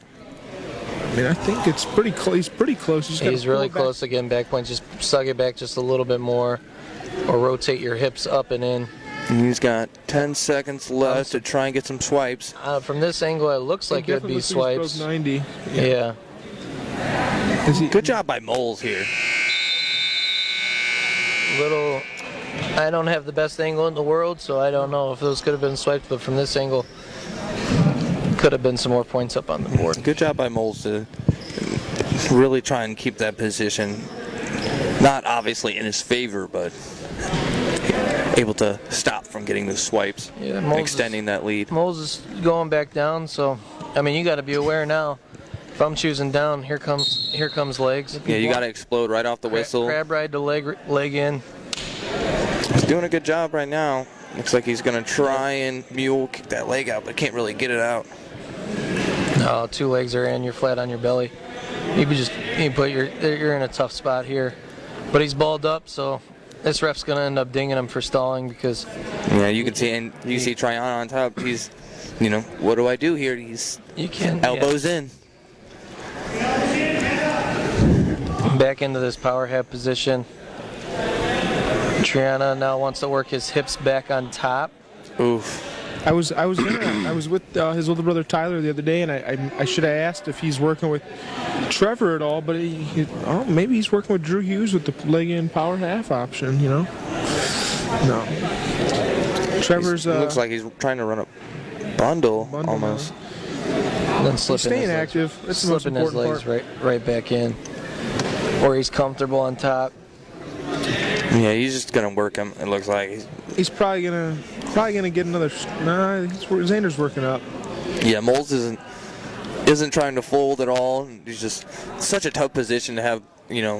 When you have a good leg rider who really knows what they're doing and how to position themselves. Not to hurt their own. It's tough, especially when you got your elbow over your head and he's gonna look to put it away here. Yeah, tight power half.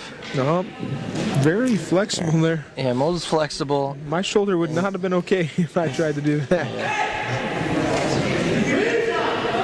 He needs to base up here, try and get his hips under him. Those boots are it's so tough.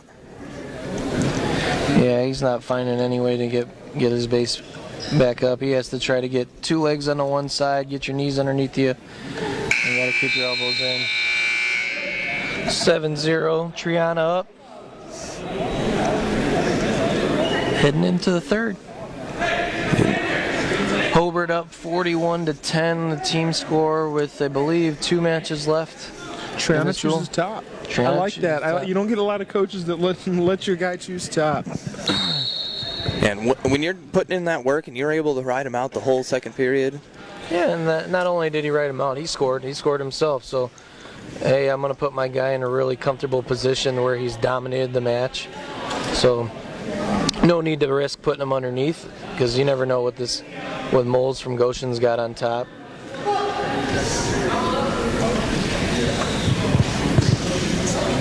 And there go the legs right back in.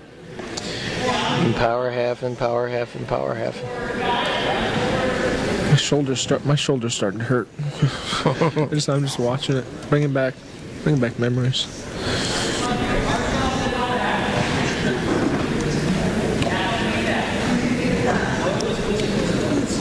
He might ding him again. Yeah, you got to really. I've said it multiple times, but show that sense of urgency that you need to get up. Yeah. If I'm Triana there, I saw him kind of working it. He had the wrist control, working it out the back. If your legs aren't working too much, rotate out of those legs if you have that wrist trapped under. Speaking of Kike Escobedo, he showed that the other night at region wrestling practice.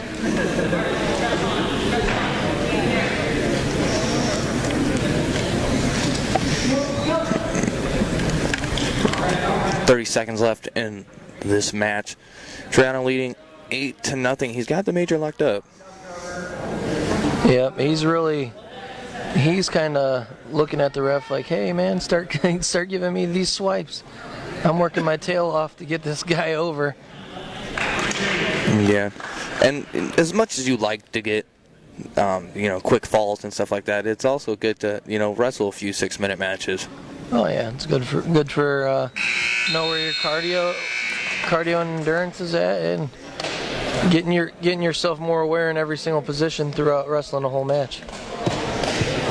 So Triano wins there by major decision, 11-0, giving Hobart a 45-10 lead in this duel with this match and one more match to go. Here in the third round, right? Who do we have out here in Hobart? This is Connor Johnson. So Connor Johnson's going to be battling against Rehan Romo. No relation to Tony at all, I don't think. No, I don't believe so. No, look for Connor to do exactly what Triano did. He's probably going to look to put together some turns right away. He likes being on top.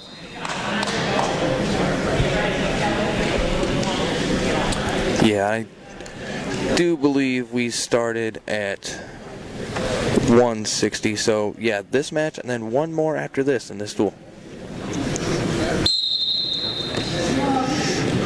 Yep, and Johnson going right where Triano left off, legs in, power half. Pretty sure Coach Jason Cook was a pretty decent leg rider himself, if I must say. Yeah, I heard he wasn't bad. Pretty good at the lighter weights. I don't know.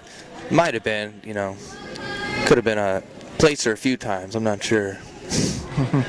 But yeah, they're all. I feel like a lot of the leg riders for Hobart are really benefiting.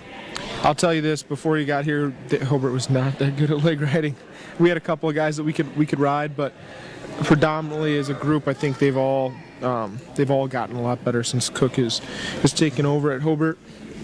Yeah, that's just another, on top of all the quality coaching and the quality of wrestling the region has, and to have some of these Division I wrestlers that did well and have had success come back and be quality coaches.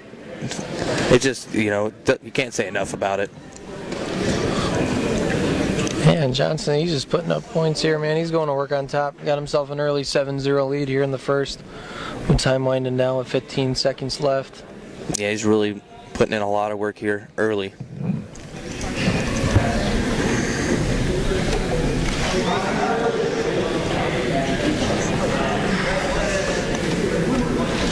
And just another reminder, we are focusing on Mat 1. There are no matches going currently on Mat 2. We're on the tail end of round 3 here at Hobart.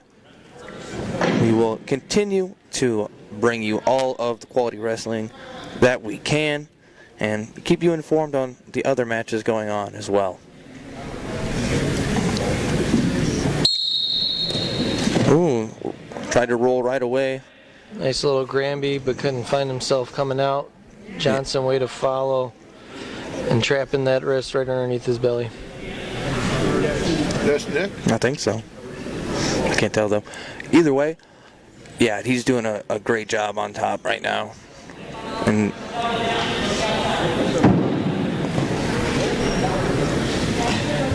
he's got the wing.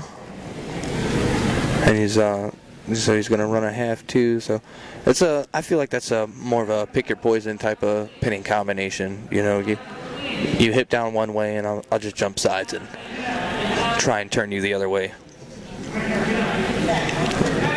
Romo doing a good job getting his arm back there too as well. Now he's just got to try and work on basing up that boot. This leg riding is just such a difficult thing to get out of. But wow. Johnson's got to be wary of himself there. Got to know where your hips are. You're not covering his hips anymore. And you're just wrenching power half over. You could get yourself in some trouble right there. Luckily for him, he didn't give up any back points. And just the reversal. Ooh. Got to know when to hold them and know when to fold them. Yes. Now he's giving it back to him a little bit. Still a lot of time in the match.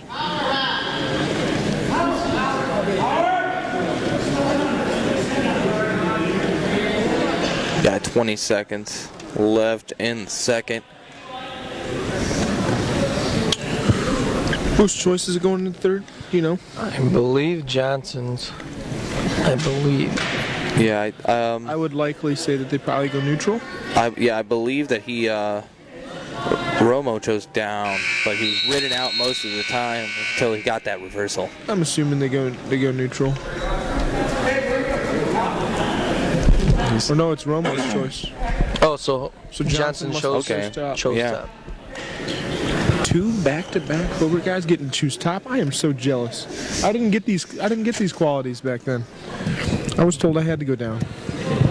Yeah, I was even. I've wrestled a match where I was up, by multiple points, and I was, turning the guy on top, and I chose to go, down position, and my coach told me, he's like, "What are you doing?" I'm like, "Well, I just wanting to score more points." I always chose down, but. A lot of these wrestlers got a little bit of more leeway, especially if you're a good leg rider. Yeah, I mean, if you're proving that you're doing work on top and you're scoring points on top, I would imagine coaches are not gonna have any problem with you. Hey, we're going top. You've been controlling the match, not putting yourself in any danger, and you've been scoring points. So go ahead and be on top. If you're not doing those things, then coach is gonna put you on bottom. I always felt the advantage of being on top, and I remember quick Steve Ballish story. I know one time I was with 2 younger guys because they were putting us in groups where the varsity guys were with younger guys or JV guys, and we were supposed to be going top, bottom out. And Ballish finally had noticed and caught on that I told the guys to keep going down, and I was on top for every go, and he yelled at me, and then I had to go about 10 straight on bottom. But I like the option to go on top. Johnson's controlling now. Wouldn't be surprised if he looks for one more. Yeah. He's just the Goshen guy here is fighting tough. He's extending it out now. Yeah, he's definitely he's looking to get that major decision. You heard Cook try and tell him to catch that hand when he was losing the half a little bit, to catch that hand, maybe look for some sort of Turk with it. Didn't quite get it, but got a major decision locked up.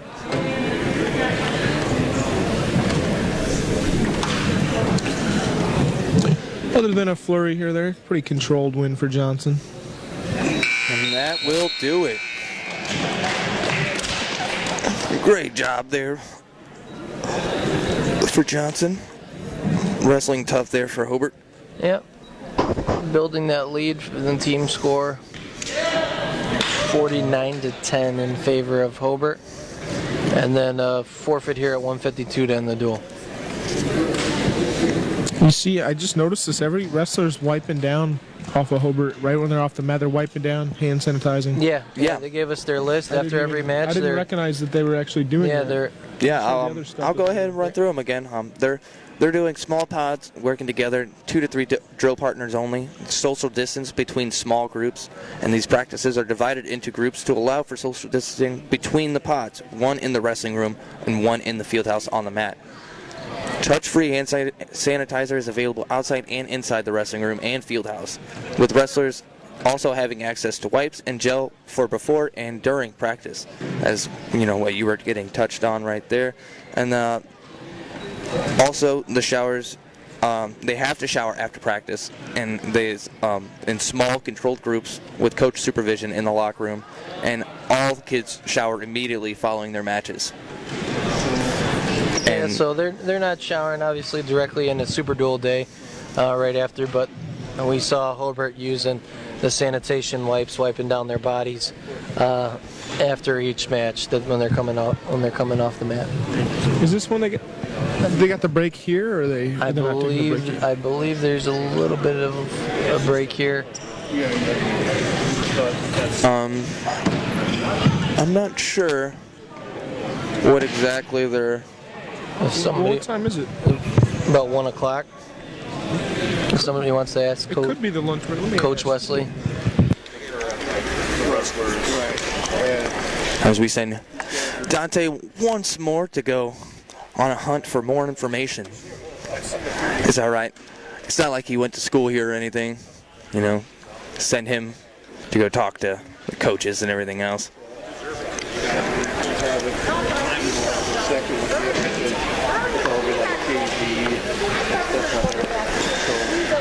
So, a lot of great wrestling so far, Lewis. How do you feel about it? Yeah, there's some quality opponents. Like I said, I'm real excited for this afternoon, and no disrespect to any of the other schools. Hopefully we get some. Hopefully they report and give us their match information so we could give you highlighted scores from the other duels inside the field house, because we only have coverage here in the main gym. So right. I mean, you got top-ranked Chesterton here. And the next round we have Hobart. In the fourth round of the day, we got Hobart versus Highland. Kick off on mat 1, mat 2 here in the main gym as well. We got Goshen and Chesterton. Then mat 3, Gavitt versus Hobart JV. And then mat 4, Lake Central versus Knox. Yeah, so as we look for more information on figuring out what's going on here, if we're doing a break in between now, or if we're going to move on right on to round 4, we look forward, like you said, to a lot of the matches later on in the day. Specifically between Hobart and Chesterton. And, hopefully we see some chess matches and we get a few of the matchups we want, but, till we know, you don't, so. But yeah, there's been a lot of quality wrestling. I've enjoyed, my day so far, and, just a reminder, we are covering the Carnahan in Crown Point as well, with Mike Reiser and Nathan Lair over there holding it down for the Region Sports Network. I'm giving you all the wrestling coverage there. So be sure to tune in there and stay here as well and watch some wrestling here at Hobart. Just another reminder, you are watching high school wrestling on the Region Sports Network, presented by Team Toyota on 41 in Schererville. Do business with the team that supports wrestling. Team Toyota.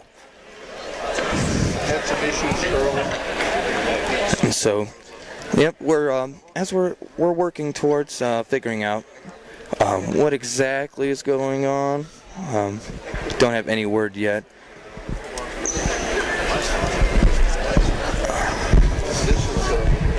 I've enjoyed my day so far. Obviously, we've had some technical difficulties, and we will let that be. And we've been moving great and sailing smooth through the second and third rounds. And so, as we are still waiting on some more information regarding on what we're going to be doing, we're focused on all of the varsity matches. We do have Hobart JV wrestling, teams like Knox and Goshen on separate mats, but depending on situations, we will be bumping back and forth and making sure we show you all of the wrestling that we can. And so, doing a great job so far. Always fun. We have Ken Siegfried on the camera, and it looks like we are going to be joined by Nick Russ, one of my favorite producers for the RSN crew.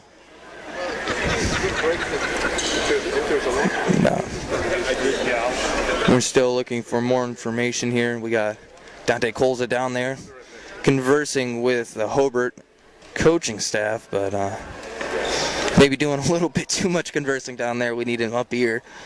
Let us know what's going on. We're still kind of in the dark, but that's all right. We will figure it out, and we will keep it here and let you know what's going on. Let you know if we will be stopping this stream, we will be continuing this stream, whether or not we are going to be taking the lunch break, or if we're just going to jump right into round 4.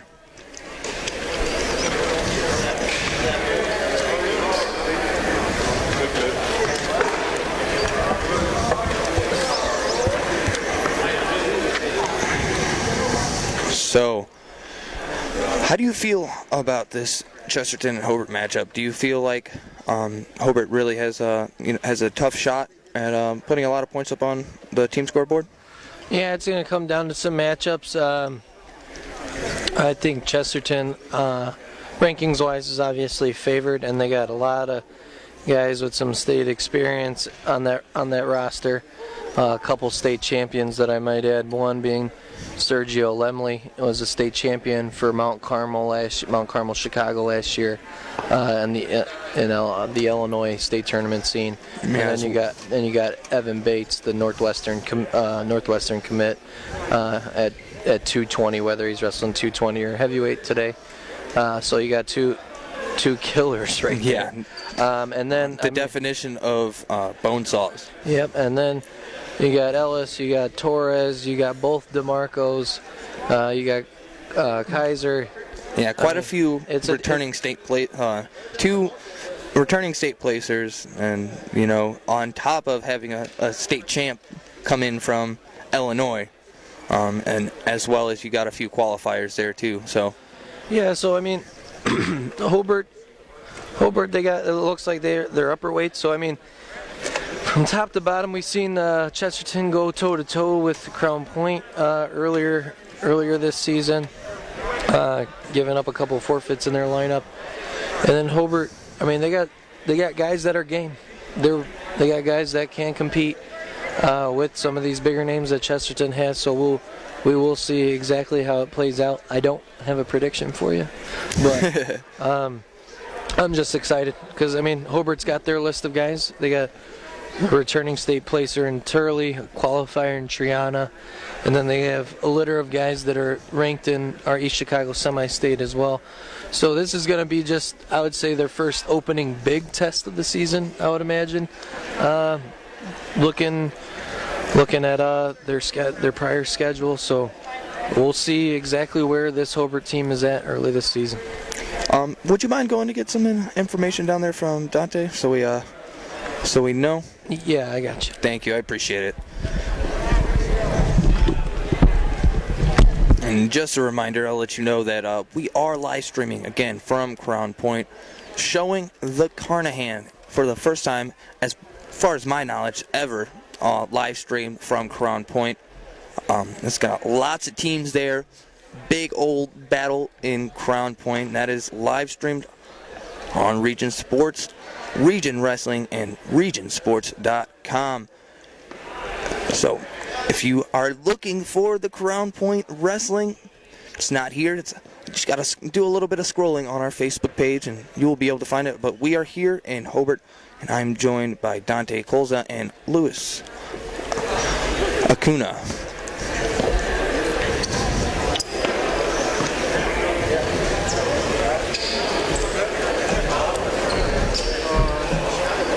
So we are here in Hobart, and we are ready to show you some great wrestling as always. And it looks like as if they are going to get ready to start round 4. We got teams getting ready to wrestle over here on mat 1. Do not believe that is any region teams, but I will do my best to let you know.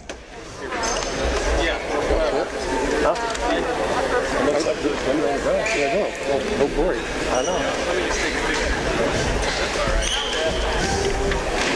So as we're looking to find out more information, looks like we're going to be starting out 170 for round 4.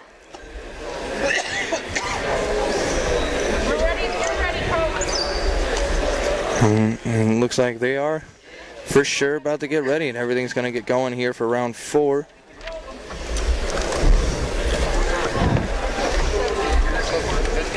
Yeah, I can hear myself. Yeah, I think if they're not going to get too much longer, they're going to get going. Okay.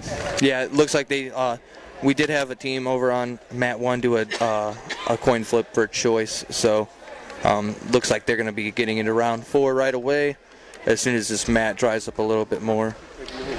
Yeah. Oh, you have? Okay. But I'm just... You have to tell them that you're switching. It says on mat 2, Goshen and Chesterton. It's going to be right here. And then on mat 1, we're going to have Hobart and Highland. It looks like they're Yeah, so, they did choice already over here on mat 1. So we're going to have a matchup between Hobart and Highland. Yeah. Okay, yeah. we'll be for this round we'll be bumping back and forth between Goshen, because Chesterton, such a talented team, will be going back and forth in between matches. As far as that goes, we'll have Hobart wrestling Highland on mat 1, and once again Chesterton wrestling Goshen on mat 2. That mat's still drying, so they might be going on this one first if we want to start over here. Is Chesterton are they using track? Yeah, Chesterton has been using track, but I'm not sure as far as the matchups for Highland and Hobart. So I believe there's a wrestling manager over there with matchups, but as far as if they're entering them into track wrestling, I do not know. But we will do our best to name wrestlers as they come. We do have a little bit of advantage with the Chesterton wrestlers and the Hobart wrestlers being, I'm a Chesterton alum, and Dante is feels at home here in Hobart, so. That I do. So we will do our best to keep you informed, and like I said before, we are jumping back and forth through this round to keep all of our viewers happy. So bear with us as we try to figure out names and keep things rolling here for round 4. Yeah, and looks like they're gonna go ahead and jump out on to mat 2 as Chesterton's gonna start out with Goshen. And they're starting out at 170.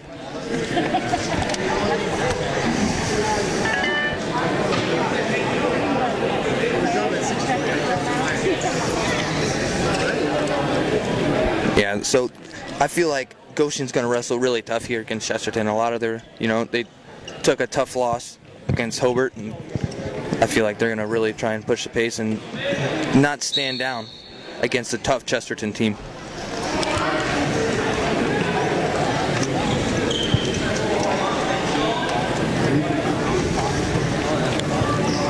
I'm looking now on Track Wrestling, looking to see if I can get some names for you guys. I believe this is Johnson from Chesterton. Yeah, I do believe this is Kay Johnson for Chesterton. From Goshen, it is Mitch Daniels.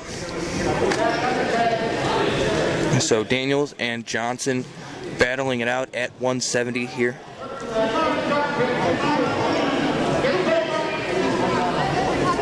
Yeah, Johnson trying to get already awarded his 2.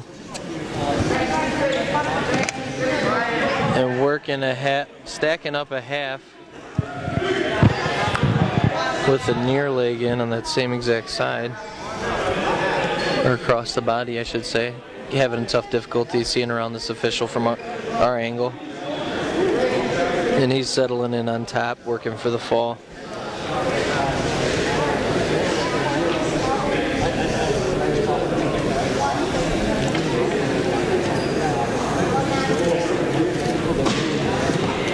Yeah, so it's a tough position, for Daniels to be in. Kate Johnson is he's definitely a tough wrestler here. Yeah, I believe he's ranked in our semi-state as well, in the Chicago semi-state. Not off the top of my head, I don't know exactly what number, but he's showing right now that he's a talented guy. Yeah, he's a senior, correct? I do believe so. I believe so too, because it feels like he's been here for forever. Feels like he's been around. I've heard the name forever. He also has an older brother as well. Oh, does he? Yes, okay. That was a talented wrestler for Chesterton too. Oh, that actually makes sense. I might have wrestled his brother. Okay, I might have wrestled his brother then. Maybe that's why the name sounds so familiar. They look alike too, then. Yes, they do.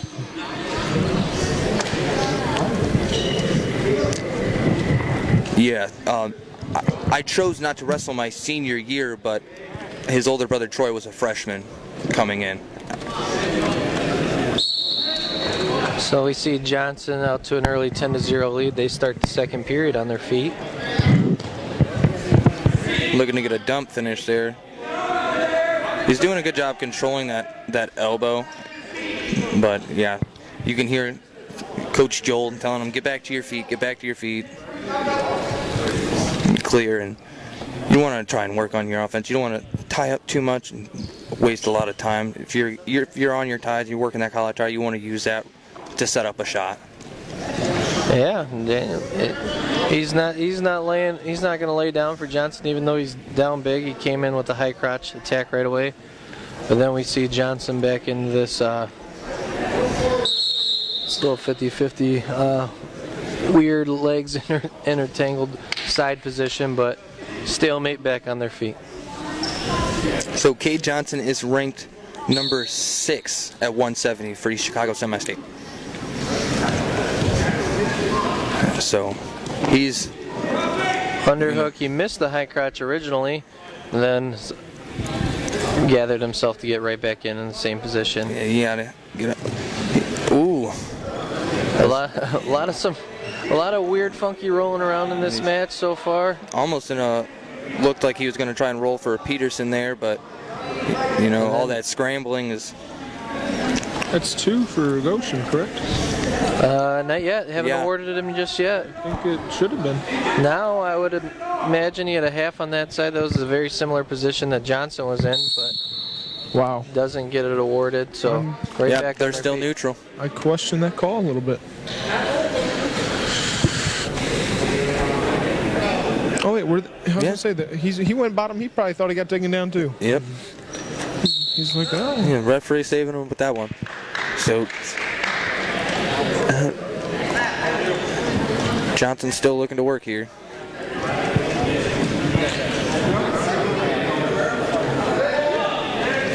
Got to work for better head position. Looks like he's got it now. Front headlock. Nice snap to his knee. Short time left. 5 seconds. Johnson gets his 2 and some swipes then the second.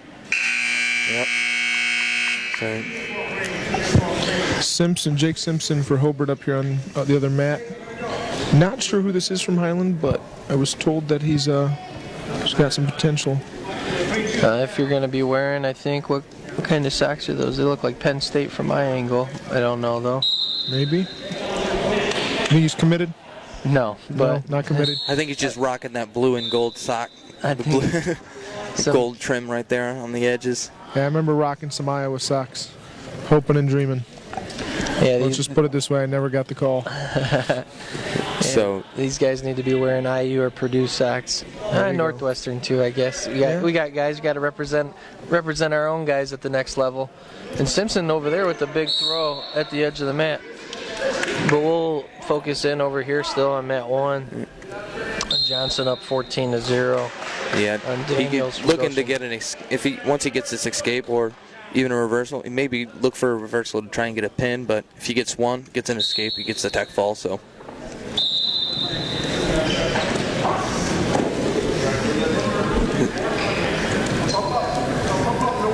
He's got his leg hooked right there. So, good job by we're Daniels. looking here. This could be a very fun and action-packed matchup here next round. So we got Johnson over here at 170 for Chesterton, and then we got Simpson at 170 for Hobart. I think there's going to be some fireworks in that one next round. I think it's going to be one of those matches that whoever's on gets that first attack and scores. I think that could be different. I think it's going to be tight. But I mean, we got a guy that Johnson rolls a lot, and Simpson likes to pull out some tricks. So could be high scoring too. I don't know. And Johnson able to come away with the tech fall victory. And now coming up for Chesterton, we have Jude Moken wrestling Marcus Constaneta for Goshen. And I actually went to high school with both of Jude's older brothers, so I've actually seen little Jude grow up from a wee little boy. So it's nice to see, another Moken in the ranks. Yeah, Chesterton, they keep a family tradition in the wrestling program. It seems like. Yeah, he comes from a really tough family too. He started wrestling late, but the question really is, smart kids too. The question is, can he be better than his older siblings? That's what we want to know. How many older brothers does he have, you said? 2. 2. They both wrestled at Chesterton? Both wrestled at Chesterton. And just a little match update for Mat 1. Early in the second period, you got Simpson up 5-1.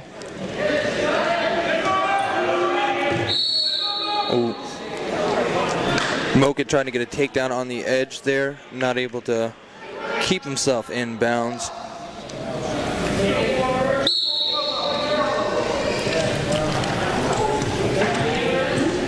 Some high action hand fighting so far.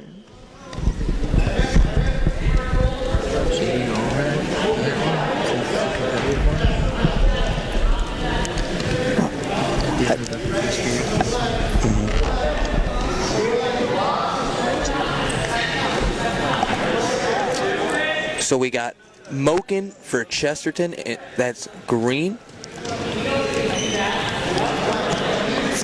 Flip. And then for Goshen at 182, we have Constaneta right here. So these are all for Goshen. And I will let you know who's wrestling for Chesterton. The score is 2 green. Chesterton up 2-0.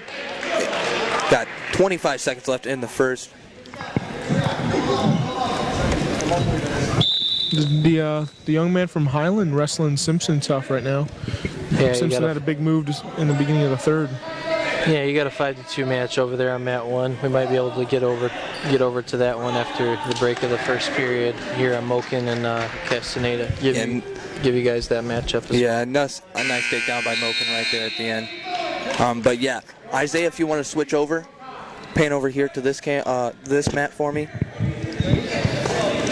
and then we're gonna cover the end of this match real quick. That's we're gonna switch cameras. Jump over to follow the end of this match. It's gonna be a tight match. Currently 5-2, and both wrestlers wrestling real tough. We don't know the name of the Highland wrestler, but that is Simpson for Hobart, and he's going to be green. I don't know if I heard it from a different team, but I thought I heard a Marcus maybe. I don't know if that's Goshen's guy that's out there right now. Yeah, Goshen's is, I believe. Yeah, I'm not familiar with the Highland, the individual from Highland, but he's wrestling tough. That's and this is a good match. We always want to bring you quality matches. We don't know his name right now, but we'll find it out by the end of the day because this guy's wrestling Simpson tough. And I believe Simpson, is he also ranked in the Chicago semi-state? He's ranked in the states too, I believe. Do believe he's ranked above Kate Johnson. Let me go back and look. I think we got someone coming to tell us the name.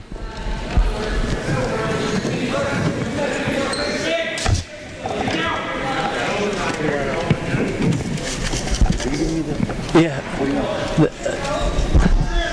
That's his name. Jesse Herrera. Herrera from. So we will give him the respect he deserves as he is wrestling Jacob Simpson very, very tough. So Herrera.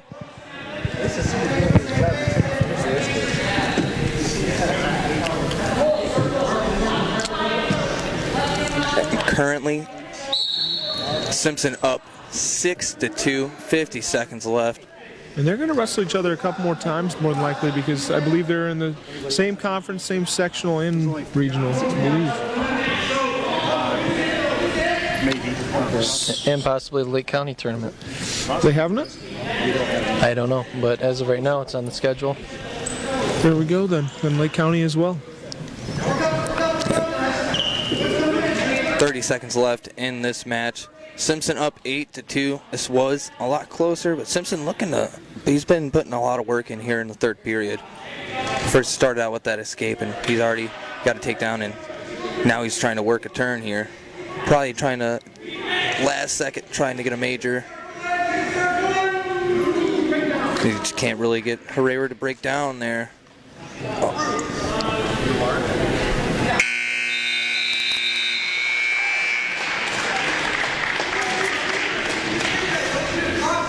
And Simpson with the 8-2 decision win. All right, we're going to go ahead and jump back over to the other side, Isaiah.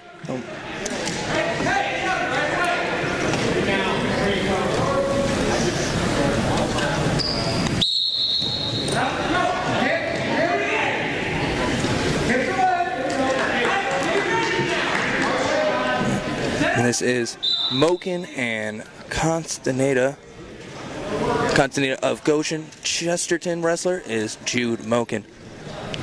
And Moken leading this one 8-3 so far.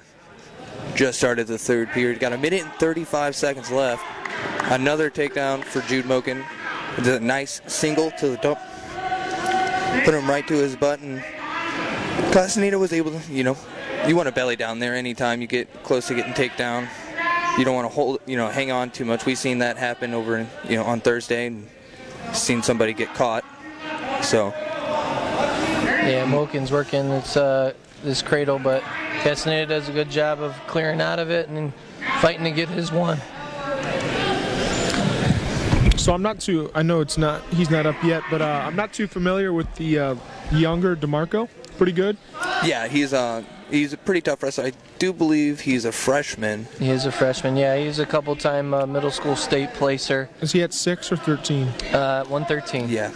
113. So we'll see him in Shamrock then? Yep. I like that.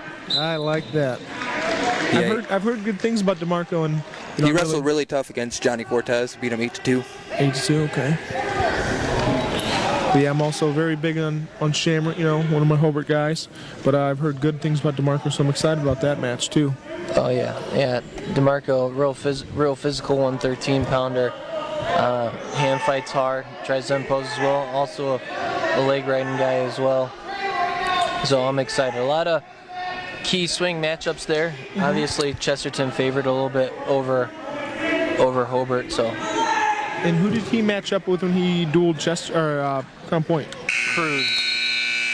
Yeah, Evan Cruz. He beat Evan Cruz 4-2. Okay. I remember watching some of the matches of the duel. I kind of skipped around. And that's a decision win for Moken. Was it a major decision, 12-4 for him? Yeah, and he definitely put up a pretty amount of points there, so that was a good job by him.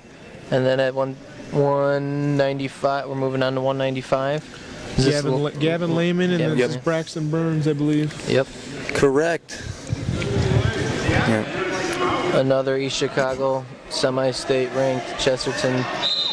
I do believe he's ranked number 1 in the semi-state, if I remember correctly. 195. Oh, they're number 3. Nope, that was Gage. So they're bumping everybody up here. So he's ranked number 1 in 182. Okay. Lehman up at 195 today, but ranked number 1 in the East Chicago semi-state at 182. A nice fakes to a single leg right there against Burns. So Burns is going to have a handful for himself here. It's got to be really uncomfortable for a big guy to have his leg up there, and Burns is doing well at. Yeah, he's showing athleticism there and good balance, but you can only step there for so long. I am being gifted with a fancy smancy Chesterton wrestling shirt. Thank you to the Chesterton Wrestling hopeful over there. I am an alum myself, and I will thankfully receive any gifts I get. Now that gives me an advantage, because now I can wink over at Hobart and tell him I need some gear. Lewis is like, I don't want any of your guys' gear. Now I take whatever I can at this point. I am a proud Portage alum, but being a youth level coach and an off-season coach for some of the high school guys, man, I just love the region way too much. I'd represent any one of these schools if they gifted me any merch. Yeah. So Gavin Lehman up 2-0 so far. He's getting. I do believe he got swipes, didn't he, over there? Yeah, see, the ref's holding that 3 out. I think he's going to look to try and stick for the him. Fall, and this might be it. Yeah, and a couple of forfeits over by Hobart, and they got a big lead, 57-6 over there. Yeah. A lot of gaps in the lineup right now. Yeah, at Highland, there are not too many guys in the starting lineup for them. The guys that they do have, though, they've been wrestling tough and trying to be scrappy. DeMarco's going to come out here and get a forfeit, I do believe. Yes, sir. So that's going to bring a matchup for. Looks like they may have. They're going to put Bates out there at heavyweight. He is committed, correct? Yes, he's going to Northwestern. Yep. Okay. I'm pumped for that. Yeah, so there's a bit of a Chesterton connection there. You got Lucas Davison, who's a junior world medalist. Jack Tolan as well. And then you got Jack Tolan on that Northwestern roster as well. So both wrestlers I know very well. Chesterton taking over Evanston one weight at a time. No, is he getting a forfeit? Yeah, and they don't have Chesterton doesn't have a 106 pounder, so they will get a forfeit there, 106. I'm bummed about that because I wanted to see him wrestle someone again. I like that. What was Rivera? Was it? No, was it Rivera? That wasn't Rivera. Oh, for Hinkle. Oh yes, Hinkle. Hinkle of Goshen. I liked Yeah. He impressed me. But Vincente, no slouch. He gave And they're DeMarco and him is gonna battle it out. Yeah, 113. Vincente lost a 3-0 match to Shamrock, so DeMarco. Yeah, so DeMarco for Chesterton. he's gonna come heavy with. I expect him to come heavy with some hand fighting, a little fakes, but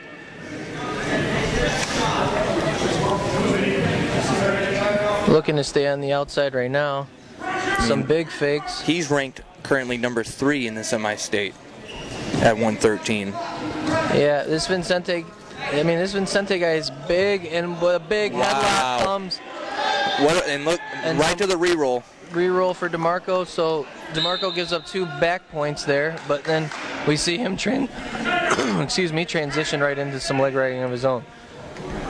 As good awareness to know where you're at and to know what you need to do if you're getting headlocked, because that is extremely time consuming, because sometimes it's pretty difficult for a referee to call a pin from the headlock position, and so you spend a lot of time there either getting squeezed or just on your back trying to figure out how to get out of that position.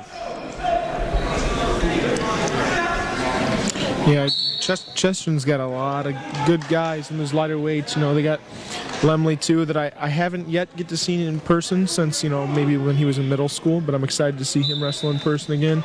And then Torres, I know, is really tough. I'm not super familiar with some of their other guys, but I'm sure they're solid guys. Yeah, they have a lot of experience in that room as well. A lot of youth wrestlers that come up through the ranks. Yeah, they've always had a pretty good club. I think well established. Yeah, good feeders. Constantly pulling in new talent. Yeah, they got a good feeder program at Chesterton. Usually have a lot of kids turn out for their youth program, and especially if you get a lot of those kids to stick with it through all those years, they're going to end up being pretty experienced by the time they come to high school. Yep, a lot of depth too. Yeah, and they do focus in, especially with the younger kids, because they do a Chesterton Elementary Wrestling League, and they do partnerships with Valparaiso and Portage too. And so they do a lot of stuff to help just make it fun for these kids, because that's really what it's about. If you want them to have fun and you want them to be having a good time. That way they fall in love with the sport of wrestling just like everyone else does. So we end there in the first period with DeMarco finishing out on top, but score is still 4-2. Vincente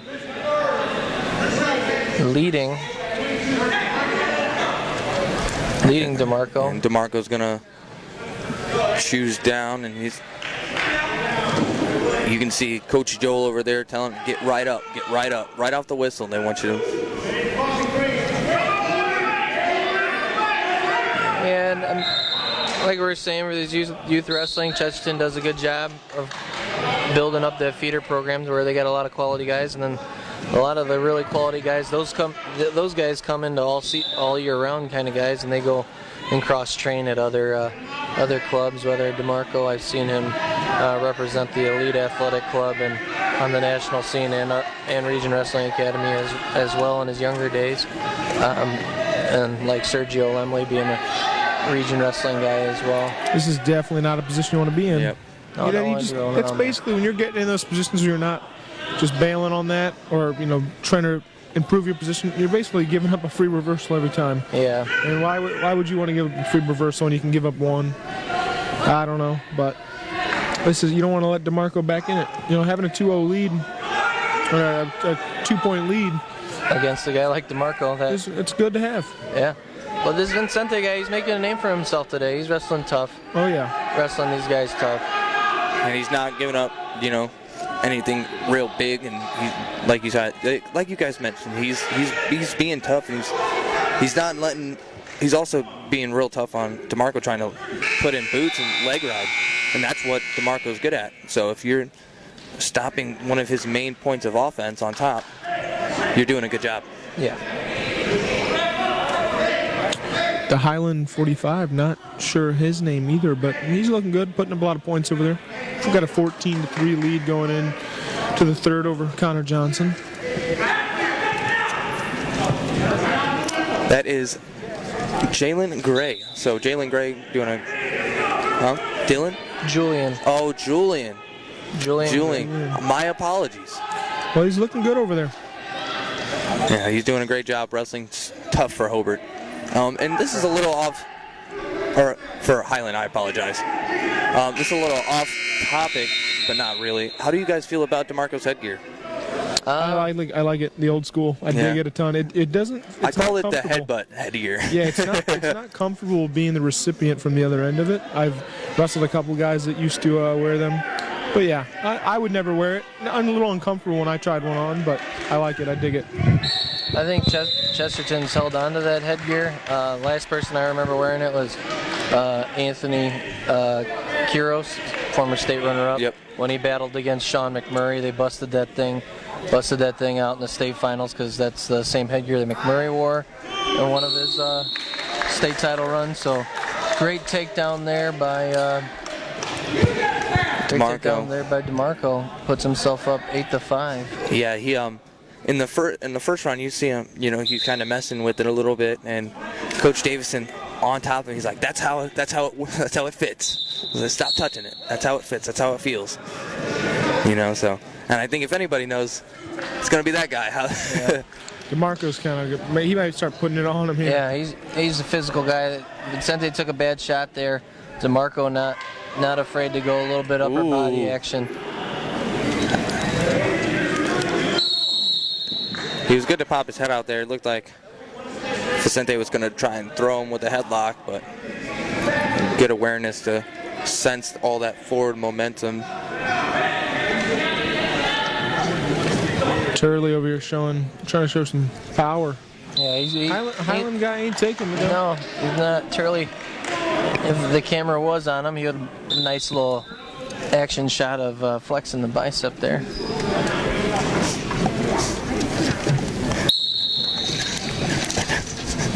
DeMarco's really putting it on him now. He's really applying the pressure. Yeah, I said, from noticing him, watching him all the way up through his youth career up in the high school, this kid's a goer, and he's going to be physical the entire 6 minutes. He's going to be getting after you. Sometimes it might put him in some dangerous situations, but hey, man, that's your style, and you're just going to keep going forward. He's a high energy guy.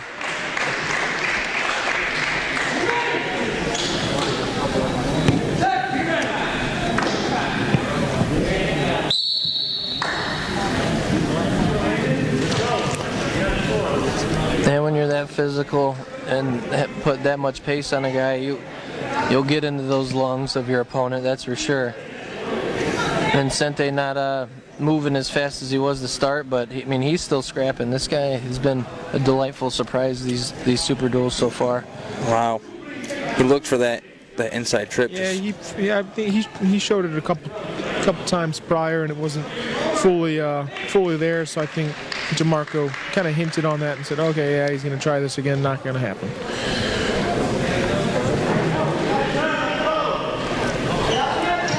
Yeah, just a ton of pressure on top here. Just going to look to ride him out for the last 20 seconds of this match. DeMarco leading 14-8. Chesterton leading 27-6 in the duel as a whole. What do you guys take out of this from DeMarco and Shamrock both getting to wrestle Vicente? Do you take anything away from it, or do you think everything matches up stylistically? Is everything different? It could be, but Do you guys remember the final of that? Yeah, it was 3-0 over 3-0. there. Okay. It was a really controlled 3-0, but there wasn't. I definitely think Shamrock left a lot out there that he could have, Yeah, put it on him. like see what we see with DeMarco. He's cutting him and putting him up back on his feet. And Yeah, trying he's looking to push the pace. He's pushing the pace doing that. We were looking for Shamrock to do that, but he didn't. So we'll see how it all plays out. I mean, he holds great position, but we know Hayden DeMarco is going to come forward, and he's going to look to score points. Yeah, he looked good. He's a physical, even for being a freshman, he is a physical 113-pounder.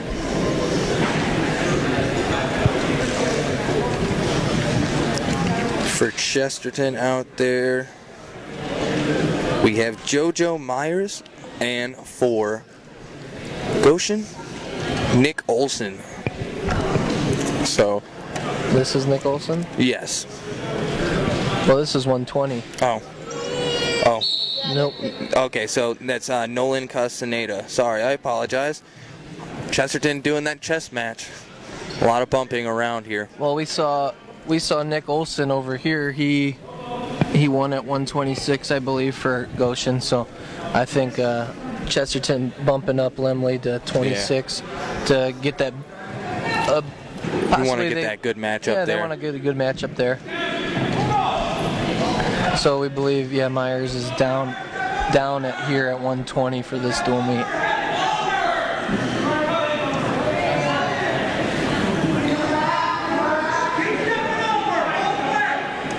JoJo Myers trying to fight off her back. She's showing a lot of heart right here. Yeah, getting her hips on top to fight back to her belly. The physical advantage is definitely showing, but she's out there and she's wrestling tough. Yeah, so we got a 5-0 lead for Castaneda. You see a lot of men give up in position on their back that position, and she kept fighting hard. So, and just to let you know, the duel over on Matt won. Thank you. Is now over with, so we are going to be focusing here on the Chesterton Goshen matchup. I believe that the final is like 65 to something or 69 to something. Very, very lopsided. Yeah, Hobart came away with that one pretty handedly.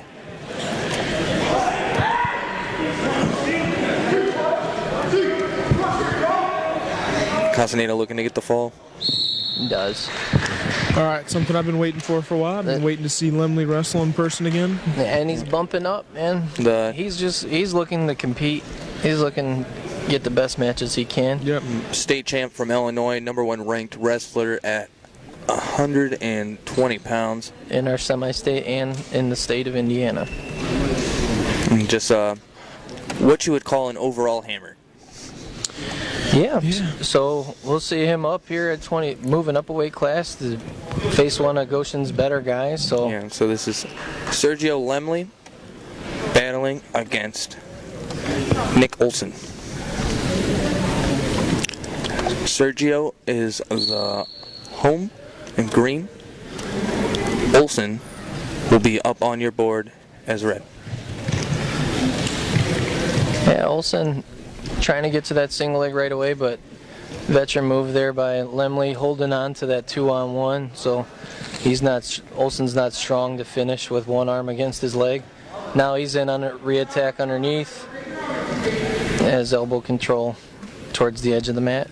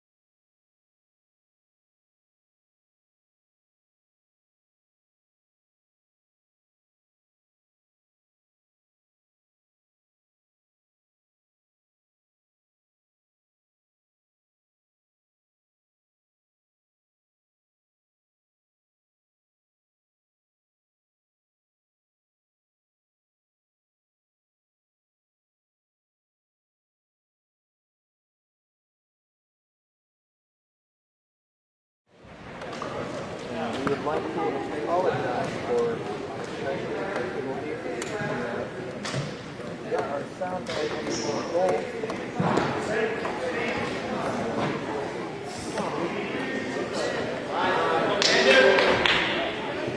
Climb up this body and work cradle. Work cradle. Open them up. Posting cradle, open them up.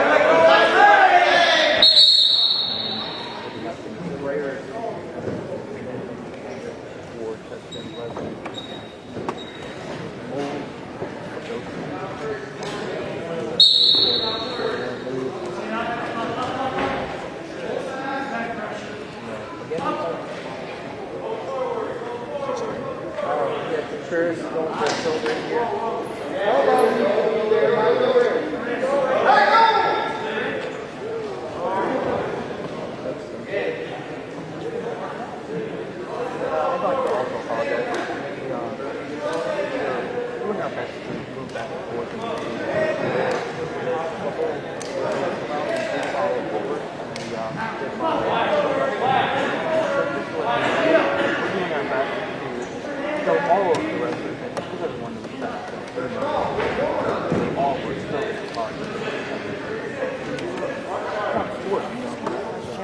A lot of quality.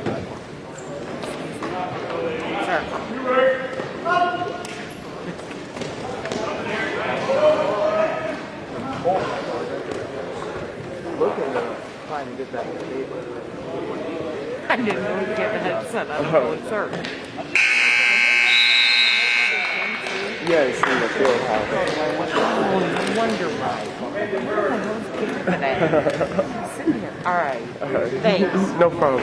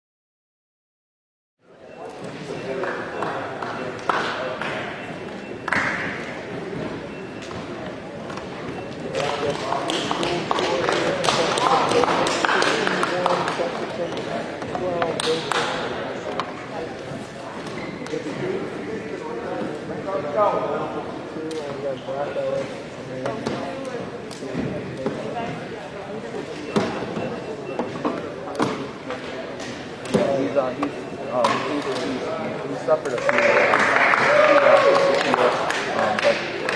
but he's really trying to battle.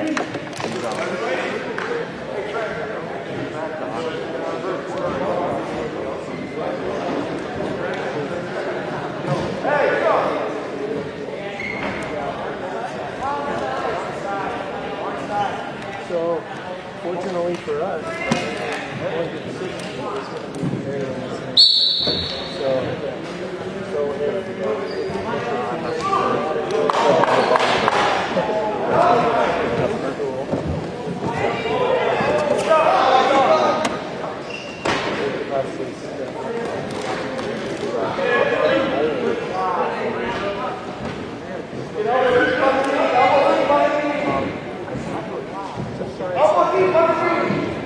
Very, very cold.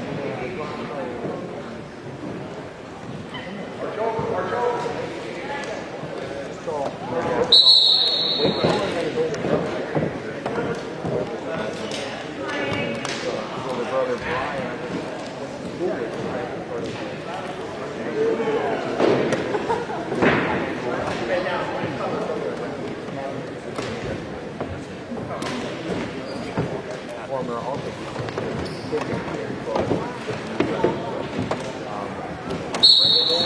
right. So I think really hard to track it out.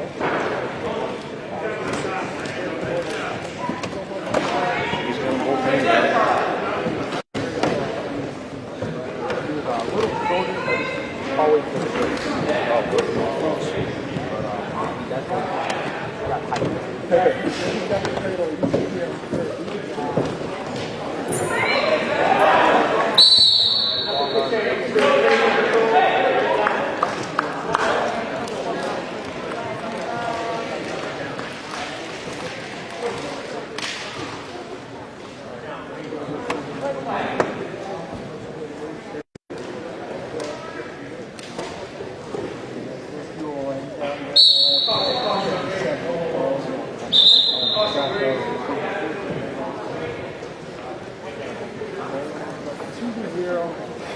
I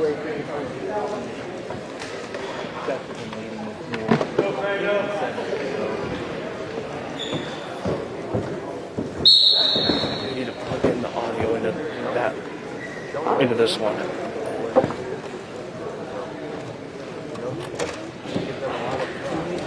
We lost audio on the whole thing, so we're transferring it to this camera. Oh, okay. Yeah. Audio's right here. I got Ken here.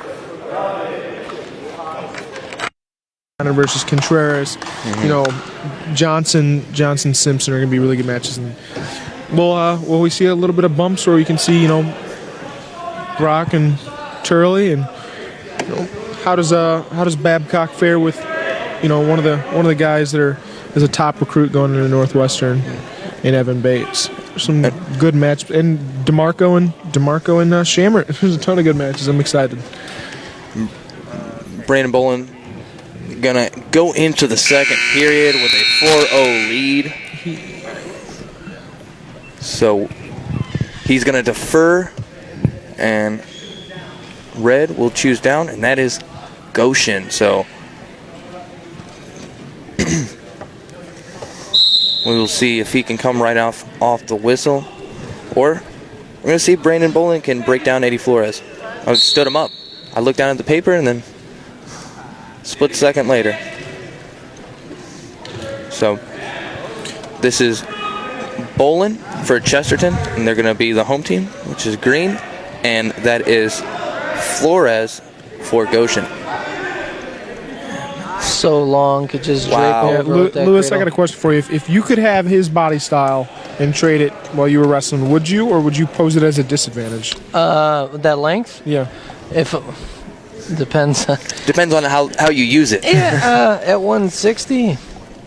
Yeah, So what weight were you wrestling then? I finished my high school career at 135. 135. So if you were 135 that tall, my oh my. Wow. Yeah. Jeez.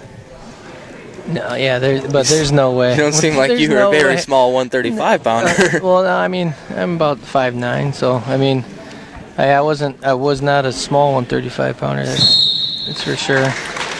Bolin able to come away with the victory there, But, and just the way you guys were talking about them cradles. Yeah, I mean, when you're that long, it's going to be a go-to. I mean, if I'm that long, I'm probably shooting a lot of low singles. Imagine trying to give him a high five.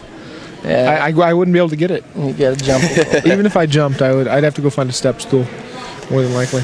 So All right, Good performance by Chesterton there. Controlled. And that'll end.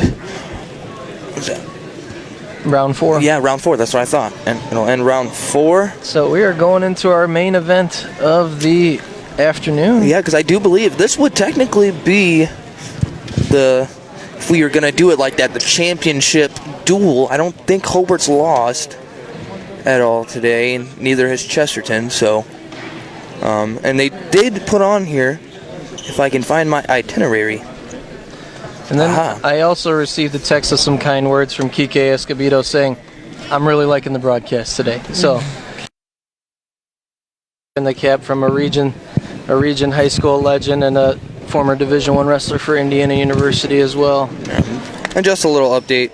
A trophy will be awarded to the team with the most matches won today. And in case of a tie, the head-to-head matchup will determine the champion. So, Looks like this is going to be determining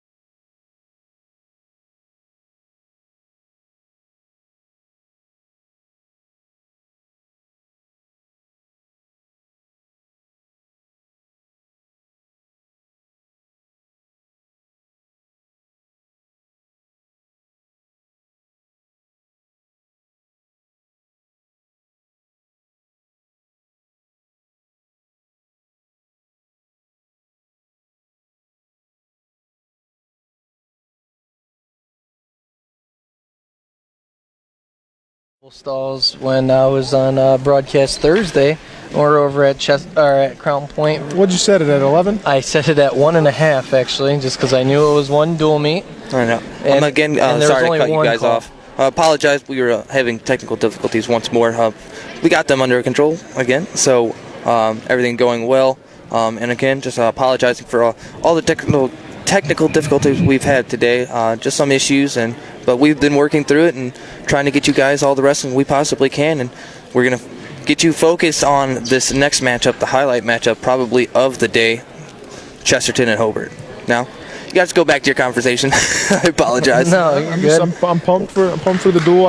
I got an idea. I kind of see some options where Chesterton may bump, but they might not have to. Maybe they just go head to head straight up with them and just say, hey, we might have the better team, but either team might look to make a little moves.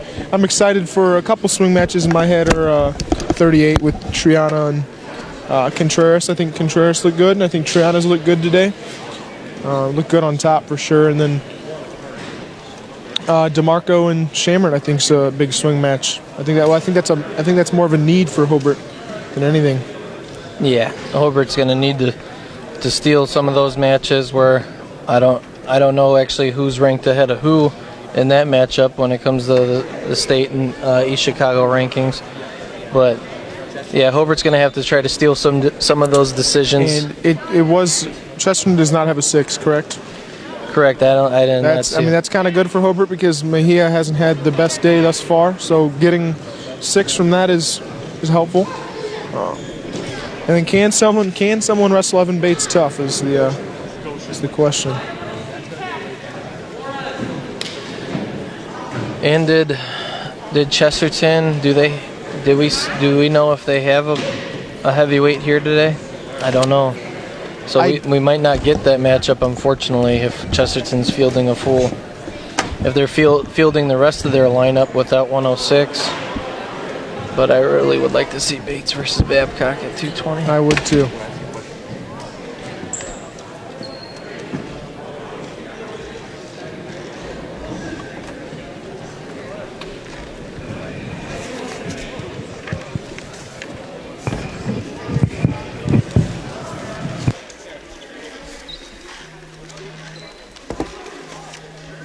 Move around a little bit.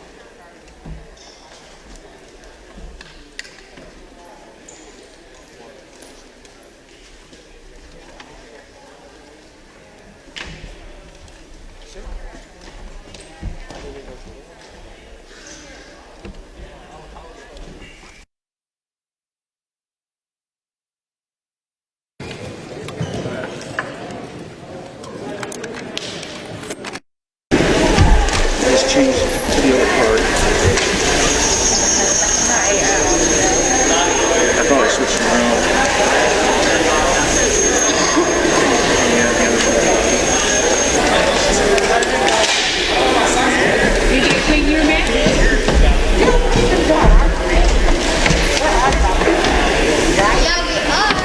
Excuse me, it's not my job to clean your mat. My job is to touch the scoreboard points.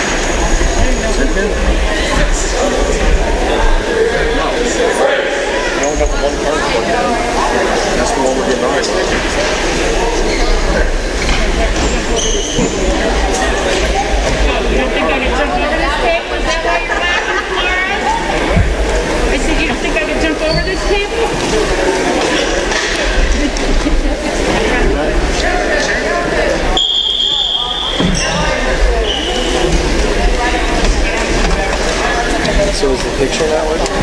Yeah, it's frozen. So it's working right there.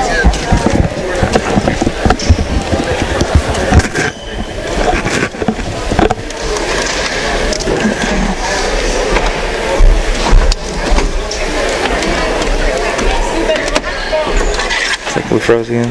Oh.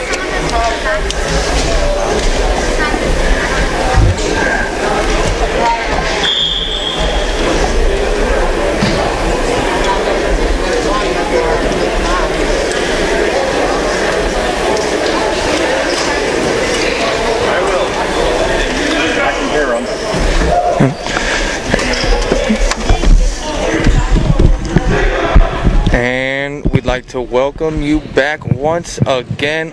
And I apologize for all the technical difficulties, but we are working and we have worked to get them fixed.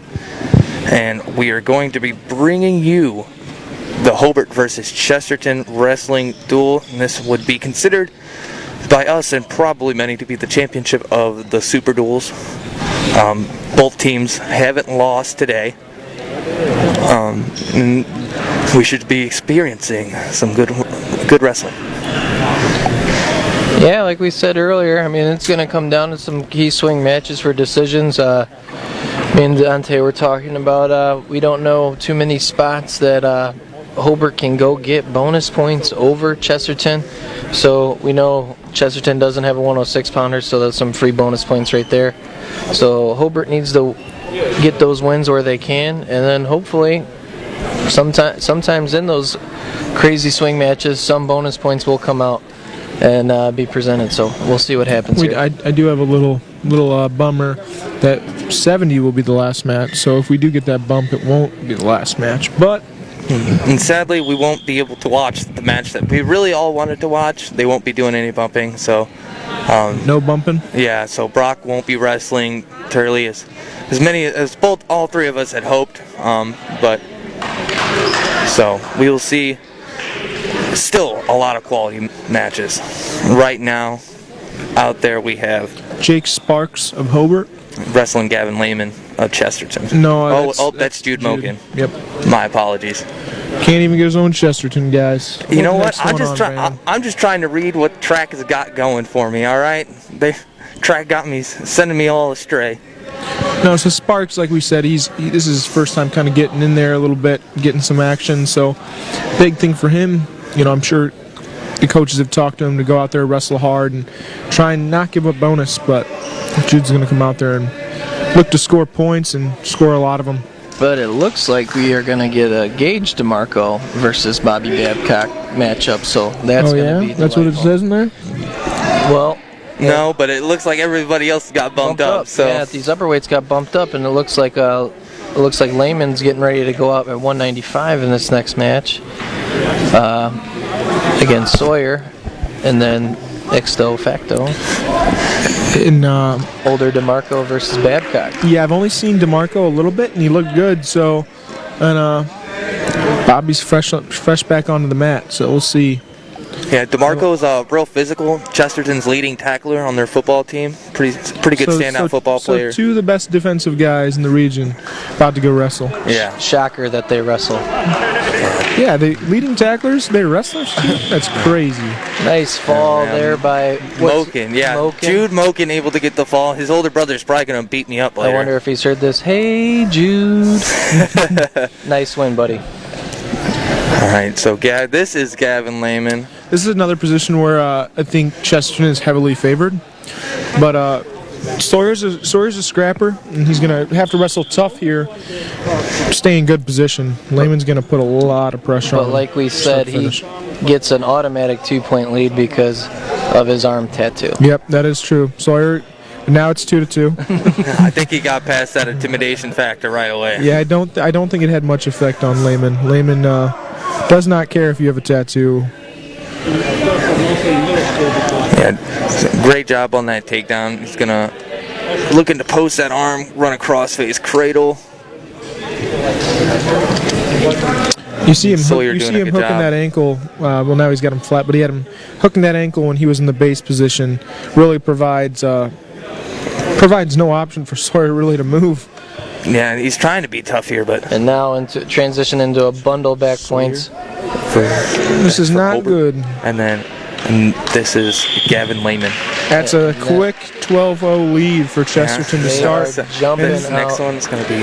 They might be trying to Bobby steal some Babcock points here. for Hobart. They're probably trying to steal some points from They Hobart. changed a bunch of the weights. Hobart has a And then that'll be DeMarco. Hobart has a for heavyweight. Chesterton. So maybe they think DeMarco can get points here, and then they get 6 at heavyweight. Maybe they're thinking. No, switch them around. Hobart, since we're at Hobart, Hobart's going to be home green. Bobby's got to Right. be a little bit more technical when he's clearing the ties and stuff. He doesn't want to just throw him off. That was a heavy club there, letting DeMarco know he's here, coming up with the big boys. Nick Russ, helping him out. He's not much, not a wrestler, so this is foreign language to him, and I'm just trying to help him out, letting him know Hobart's going to be green, and they're going to be the home color. And Babcock, oh wow, There's a lot of physicality. oh, Some heavy hands. ooh, that is. They're gonna get at it. I'm telling you, it might get a is. little chippy for sure. Fireworks. Here we go. Both some tough and got a tough stance. Now, with all the tattoos, he didn't got one. He's got a few. That's a lot of power. Oh my Wow. Double A. Hey, thank God Bobby did not have this power when he was a freshman, and Fator and I could whoop up on him because he has a lot of power now. Yeah, that is brute strength. I don't think you had to have tattoos to be afraid of that guy, even though he's got a few. But DeMarco's got to work up here. I definitely don't think DeMarco's scared. I think DeMarco's ready to get back on his Yeah, feet. look at that. He's does. on it, Back at right it. in his He does. face. Maybe this was a blessing in disguise. It's definitely it's the barn burner. You could see DeMarco's a little bit undersized here at 220, being naturally at 195. Oh, But a little slick pass by there. Doesn't get to finish it, but against guys that are a bit bigger than you, you got to find a way to get to your angles to finish because those blast straight on shots that you could hit on guys your own size might not be there. But here we go. I was gonna say, do you See, those are strong hips Yeah, that he's running into. And do you then, shoot into those tree trunks that he's got under that body? yes, but you got to cut an angle right away there, Brandon. You don't want to sit in there and try to hopefully run through them because Davidson and the coaching staff over at Chesterton really telling him to move. I think they might question Bobby's ability to go 6 minutes, but so maybe they want him to pick up the pace early and put it on him. But Babcock looked for a real good reattack there too. Yeah, he fired off a good double leg there on the edge. Didn't get his 2, but yeah, like Dante said, Chesterton wants DeMarco to be moving because A, you don't want to stand straight in front of Babcock in that blast double, and B, he had a long football season. They want to see him get moving throughout 6 minutes and not being able to just stand right there in front. I think this is kind of a predestined one for DeMarco. I don't think Bobby's is going to be able to hold him down for the period. And he's fighting hands, doing a good job. Nice but quick return. That's Nice the biggest thing is, if you do want to put together a 2-minute ride, put it into 20, 30-second increments the best you can. Look for DeMarco's got to returns. battle back up again here. He did a good job to get to his feet. He just didn't fight hands as fast as he really needed to, and Babcock was able to suck him down. Yeah, but Babcock's got a nice wrist ride right there. Yeah, I think DeMarco's it's belly. really important for Babcock to take off as much time as he can in this ride. Look for another return here. Big lift. Oh, Don't tried wanna to pull him attack on the top of leg. him. Look for a cheap tilt there. He's got his leg. You don't want to give him the guy a leg there. You want to grab his wrist. Yeah, You gotta grab the Babcock's wrist. holding on to his own leg there, keeping his hips square position. DeMarco, if you're there, you kind of want to start in that crackdown or crab ride position. You want to start sliding down that leg, wedge your elbow in between that leg so you could change So your hips over. almost a minute through, almost halfway through the second, and Babcock's put together a decent ride, but And DeMarco right up. Oh, what a lift. Oh, my goodness. Yes. That is definitely illegal slam. You got to control that. He almost dropped him right on his head there. That's how Babcock found himself out of being at Banker's Life Fieldhouse. He had an illegal slam ticket round. The wrestler wasn't able to finish the match, and unfortunately Babcock season ended a little bit early. Yeah, I no bias here. I think that I think it was definitely a little out of control, but I think that he came down the way he brought him down, the way he came down. I think it was semi-controlled, but I just think he almost like let him go. Yeah, you got to go by the rule book there. I think it was smart for him to kind of let him go there though too, because if he would have held on, he might have landed awkward and been hurt. But I think it was so close to because he landed more on the neck, more in the neck area instead of flat on his back. So you got to go by the consideration. You got to keep the wrestlers safe, and you got to go by the rule. Oh, nice job getting that single. This is where DeMarco's gonna start getting on him. I think it's kind of sitting in on Babcock that he might be getting a little tired. Yeah, he doesn't look like he really wants to get up right now. Yeah. Even though DeMarco, a football player, sadly they didn't have their season go as far as Bobby Babcock and his team for Hobart. So maybe he's got a little bit of a jump on some of that conditioning stuff. That it is so vital in wrestling. If I'm Hobart going into this third, if I'm Cook or Johansson, I'm going neutral immediately. I'm gonna. Yep, there we go. You're like the Tony Romo of in between calls right there. What was that? You're instantly on top of it. Well, your guy's tired. He's explosive on his feet. And he had a really good showing neutral. He's got to step over here. I'd look to step over. If you're DeMarco here, you go to crossface. I feel like get your hips back. Try to. No, not crossface so much. You want to just get the hips in. Get your the foot that is caught by Babcock. You want to get it back. You see, Babcock can't get to the leg like that and just stop. He has so much power. Come up, split the middle. This is you might be tired, but you gotta man up in these positions. Oh wow, that was slick. No. Well, in no setup, it was a telegraph blast double. DeMarco, he's an athletic 220 himself, 195 pounder, and he hits a great down block go behind. And I think Bobby even knew he shouldn't have shot that shot. Yeah, he looks up, he shakes his head. Yeah, I think it's almost that he knows he's not ready to be wrestling. Maybe the top guy's just this second. Good switch attempt. Once he gets into better shape too, he's got a lot of power though, so I mean he can rally something off here. He's still got a minute. I wouldn't stop wrestling if I was him. And you can't stand still here. You got to keep moving, and because people are going to shoot on your legs like that. He's got big legs though. Hard to. Yeah, he's got. Once he pulls you up right into the meat of his legs, that's when his defense is great. You don't want DeMarco staying down there around your ankles. That's how you take out big guys. You got to go low and get to your angle quick. And DeMarco's, doing a good job. He's not staying in front of Babcock anymore. He's moving right here, staying in front of him a little bit, but he's keeping him at a distance with a controlled collar tie. But he's snapping and clearing. I think that slam was a big factor too, because I think he was upset that you have a point there and then an escape, and kind of seemed like it's been all DeMarco since then. Yeah, and about 20 seconds left. And Chesterton still want him to push. And Babcock gets hit with the stall. Wow, good shuck. Good shuck. They might stand him up and look for one more takedown. No, that was a nice job. Not enough. So they're gonna. I thought that would have put him at 10. I didn't see. DeMarco up 9-3 with 7 seconds left, bumping up, putting on a great showing against Bobby Babcock. That was a good awareness to just keep circling, and notice that Bobby was going to overcommit and just shuck him right past you. Yeah, I think this is big for DeMarco. I don't know where he sits at the semi-state ranking or state ranking. I think he might be. He's third at 195 because they bumped all of them up. They're going to have Evan wrestle heavyweight. Okay, so do you know off the top of your head who's ahead of DeMarco at 95? I think Eli Peck from Culver Academies. Yeah. Eli Peck, yeah, I'm familiar. I think that honestly I might favor DeMarco in that match. I think DeMarco just displayed a lot of skill there too. Yep, and then here comes Bates. Yeah, so a freight train. Eli Pack and Connor Barkett of West Lafayette are the only two people ranked above Gage DeMarco. Yeah, not familiar with. You said Barkett? From West Lafayette. Yeah, not familiar with him. He's a qualifier at 182, so he's bumping up to 95 this year. Okay. Yeah, but I know Pack's pretty good. Yeah.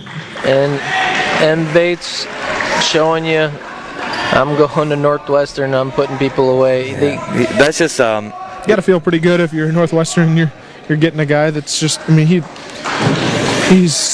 Well decorated. unstoppable in some matches. Yeah, he's just so tough, and he's well versed in all aspects of wrestling. Freestyle and Greco as well. So he can go upper body, and he's not afraid to shoot some takedowns on you. This is a big match here for. So. Are they forfeiting? Yeah, I guess a little bit of a chess match there. They're going to bump up DeMarco. I think this is actually kind of good for Hobart. Yeah. I think Ruiz is pretty tough, and I think that they don't want DeMarco to see Shamrock until it's the right time. Apparently, I didn't like that at all. I kind of want to see that matchup really bad, and I think I've seen it done before. Oh yeah, plenty of times. I think that would have been a nice one to have. Yeah, no, definitely would have. Good for the broadcast, but hey, no, Ruiz, he said, hey, next man up. If you want to bump up, I'm going to try to get after you too, DeMarco.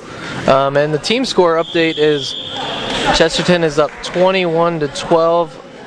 Hobart received back-to-back forfeits at 106 and 113. And then the rest has been all Chesterton.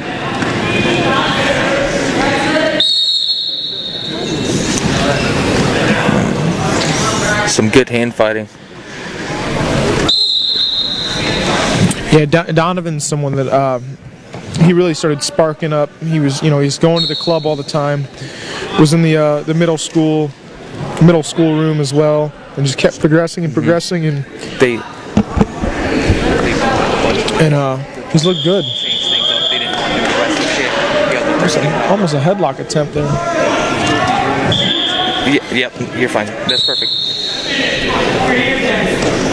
It'll be so anybody. Nice low shot there by Ruiz. This person has to stay composed here. You do not want to get your head on the mat. Coach Cook telling him to work back towards his head. That's what you want to do. You want to get that weight towards his head and slide your feet out in front of you. Got to keep moving. Yeah. I hate that stalemate, man. Kenny, come on, man. Let him Ruiz wrestle. has got to move more if he wants it to sit and not get called. And I think Ruiz is doing a good job of getting separation between that arm of DeMarco and his body off his waist, and so he was able to. He's doing a good job of being able to turn in like that. I don't know what call Cook is looking for. I think maybe a scissor of the head. He's asking to see if those legs touched, so nothing. Nothing there. Ruiz kind of want to get back Do you like the aspect of possibly adding like a video challenge replay in a high school wrestling? Not necessarily in every duel, but maybe say championship duels in a tournament. I think it could be very useful. Yeah, at the state tournament, I would say yeah.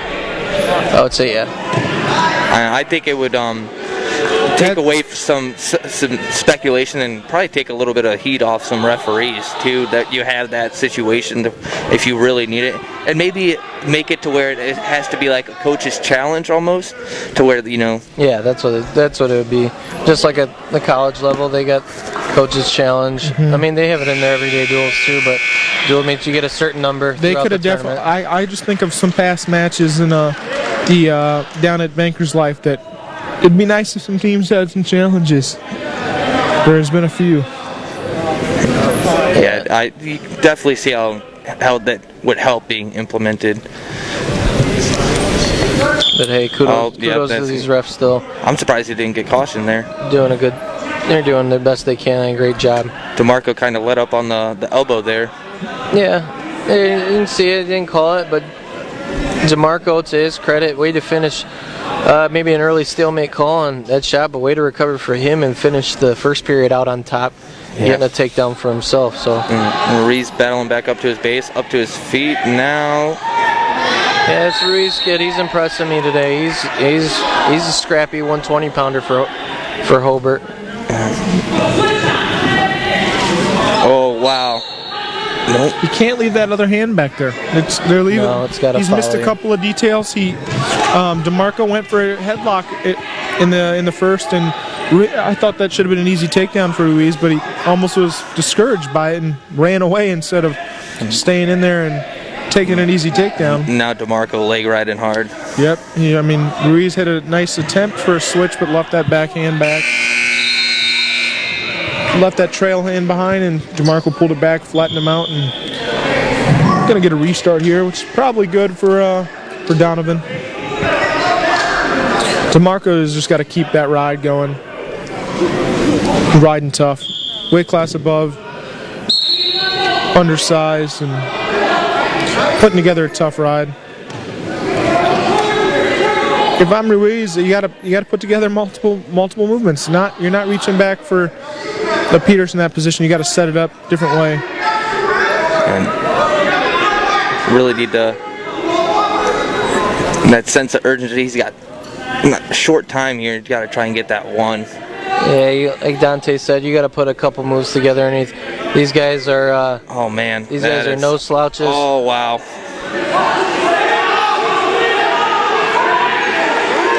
They're calling for a defensive fall. He definitely was flat on his back. He was. Yeah, that was very close. And they're telling him hip over and be on top, but wow. That was weird positioning for sure. Yeah, it almost looked like his shoulder. I thought they were first arguing that his shoulder, and then they were saying he's on his back, and I looked, I'm like, wow, he is flat on his back. Yeah, he was. Yeah, just I think the only reason it wasn't called a defensive fall, just Ruiz, I don't think had any control on top. Hey, I'm gonna get out of the defensive fall talk. I'm a little upset about one still from a couple years ago. not mine, but I'm gonna get out of the conversation. Go back to Ruiz now. Ruiz on top. 5-0. He's gonna have to probably put together. Good job by DeMarco. He really needed to get a turn there, I think, to put himself in a good position. A lot of action here. Yeah, now this is bonus point territory for Chesterton, which is not what Hobart probably thought this could have been for them. He's on the attack. You got to be. Oh, he is sticking to that. If you're down 6-0, you can't just bail like that. You got to wrestle through every position. You gotta fight through every position. That was given up way too easy. Credit to DeMarco though, that was slick. He hit it all in one motion. Wasn't slowing down. He's not going to slow down. Yeah. Yeah, there was no hesitation in that whatsoever. I think that move by I think a couple of these moves by Chesterton are actually might go in their favor. Yeah, so if you think about the match tactics here, you have DeMarco down at 113. So you have him wrestling Shamrock. That's not a guaranteed win. So they felt like they had better odds here at 120 for him to get a win. Obviously, that's proven the case. If Sergio Lemley's bumping up, so he's probably going 26. 26. So you're making up points at 20 and 26 instead of where they'd be at their respective weights. And you possibly have, if Lemley's going 26, you have JoJo Myers, wrestle one of these guys, and she might be outgunned there, giving up 6. So I think they're just playing a little strategic. The strategy game with their lineup right now here at these lower weights. Yeah, working to get some of them bonus points like we. Yeah, and I mean DeMarco, he's finished this match strong. He put a couple moves together on his feet to go get his takedowns. And if Ruiz could take a thing out of this, rewatch this film, that's what he's going to have to do too. Oh, but then DeMarco just cost himself that team. Yeah, takes that major. That major away. The unnecessary crossface, or an excessive force of the crossface.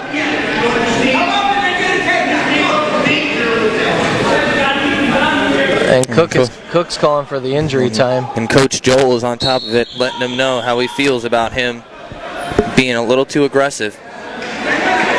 Telling him, he's like, you just gave up the major, so. Yeah, it seems like Cook wanted injury time for his guy there, just to check on him.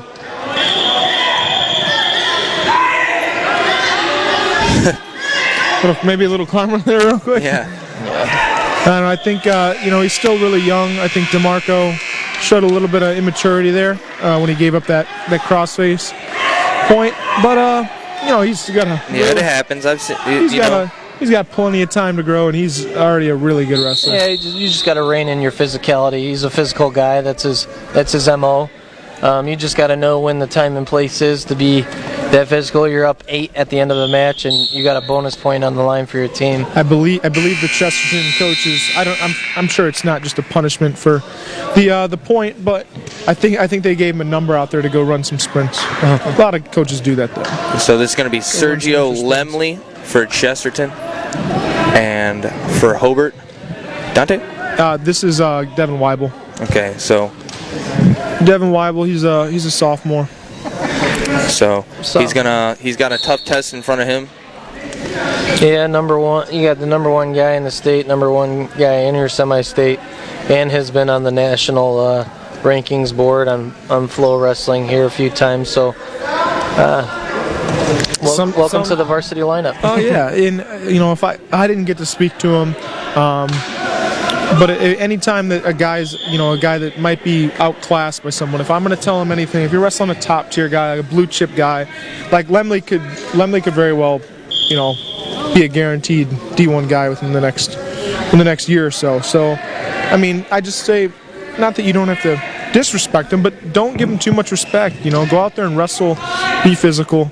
But Lemley's going to look to just put it on him. Yeah, he's just in cruise control. He's just going through the motions of putting together some offense and some defense. Yeah, it almost looks like a drill for him. Yeah, he's just seconds ahead. I mean, that just comes with experience. With all that time on the mat, since you could walk. It's Yeah, and last season he was coached by one of the region's probably, if not one of the greatest Indiana high school wrestlers of all time, in Alex Sertzis. I think the greatest high school. I think it's the greatest high school for sure.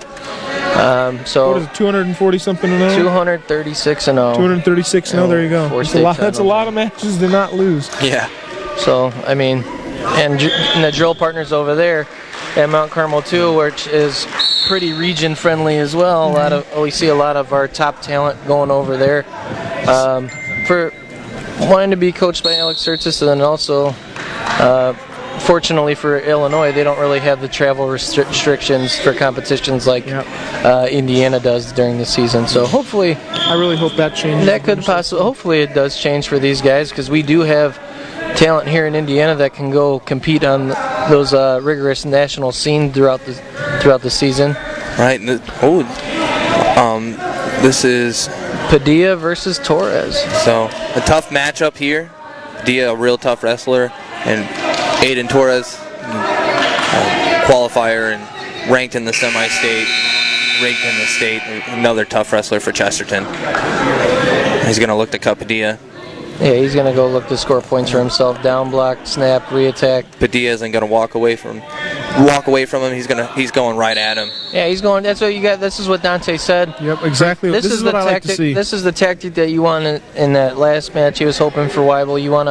But Weibel's young. He probably doesn't know that too much himself just yet, being on the mat. But Padilla's been around the block, so he knows. Hey, I know Aiden Torres is a returning state placer, highly ranked. I know he's good, but hey, I got to still come after him, and I got to gain his respect too to let him know I'm here. Guys got to go into the matches excited for these matchups, an opportunity to wrestle one of these top guys. Oh, that was a good ankle pick there by Torres. Yeah, underhook ankle pick. That's some staple of his offense that I've seen throughout his early high school career so far. Yeah, only a sophomore. Like we said earlier, he's just a tough wrestler. And he's been wrestling for an extensive amount of time. Yeah, all these top guys usually come out of the womb basically wrestling. You can't let these guys control every time, control the pace of the match. Yep. You see Torres faking, you see him moving. It's not allowing these Hobart wrestlers to create any offense or control their own pace. Looks like Torres is trying to lock up a cradle here. Padilla's doing a good job of fighting. Yeah, I think he's got his hands locked. He broke them. Good job by Padilla. Yep. He's showing a lot of heart here. Like I said, Torres is a good wrestler, but Padilla is no slouch. No, the only thing I'd have to say to Padilla right now is get on your offense, set the pace, because right now it's been all Torres for the first 2 minutes. He came out right after him, and he's not backing down. He's still going after him every time he's up. The first couple exchanges, Padilla looked good, and I want him to keep wrestling like that. That's where he needs to keep wrestling like that in that position. And if I'm Torres, I'm going to keep the exact same pressure on him. It's noticeable that it's making him uncomfortable. Wow, good positioning there. That's just constant movement, and looking for a way to score. Yeah, if you're Padilla, you don't. Chesterton's calling for Torres to cut him. Yeah, but if you're Padilla here, you don't really want to focus on the score too much right now. You know that you you're want to down. win little battles. You got to win little battles. Get back to how you started the match, and don't feel overwhelmed by the score right now. That's 3 times now, I'm pretty sure. If not, it's the second that Padilla's taken a bad shot, and Torres just came back and had an easy takedown. You got to know, if you're taking a shot, first of all, you need to be taking a good shot, and if you're using it to set up or bait him to, come back, you got to know he's coming. He's not coming sloppy. And he's just wrestling on the edge very well here. Yeah, it's great mat awareness by Torres, finishing on the edge right there. He's going to stand him up again. He knows that he's wearing on Padilla a bit here. Yeah, they're looking to get bonus points. Oh, for sure. He's they're having him push and push and push, and they really want him to get as many takedowns as he can.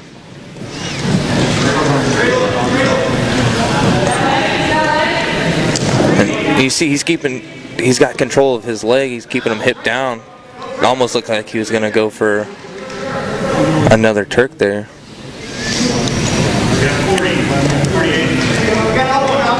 38 seconds left in the second period. Torres leading 14-5. We are at 132. Chesterton leading this duel 30-12. Torres controlling this match.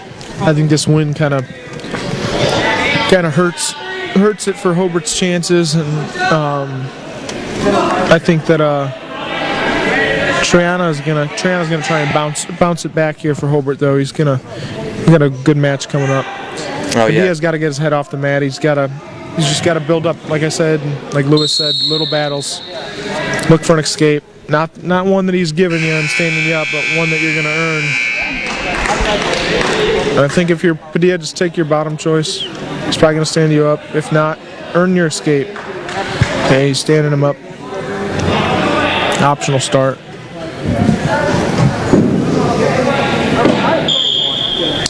Well, I was going to say he's probably going to look for a cradle right away, and then I don't understand that ever. I won't ever understand it. A guy that is putting you in an optional start and you're on bottom, why would you not immediately explode? And turn around. The opposite, yeah, and explode and pop right up. Be ready.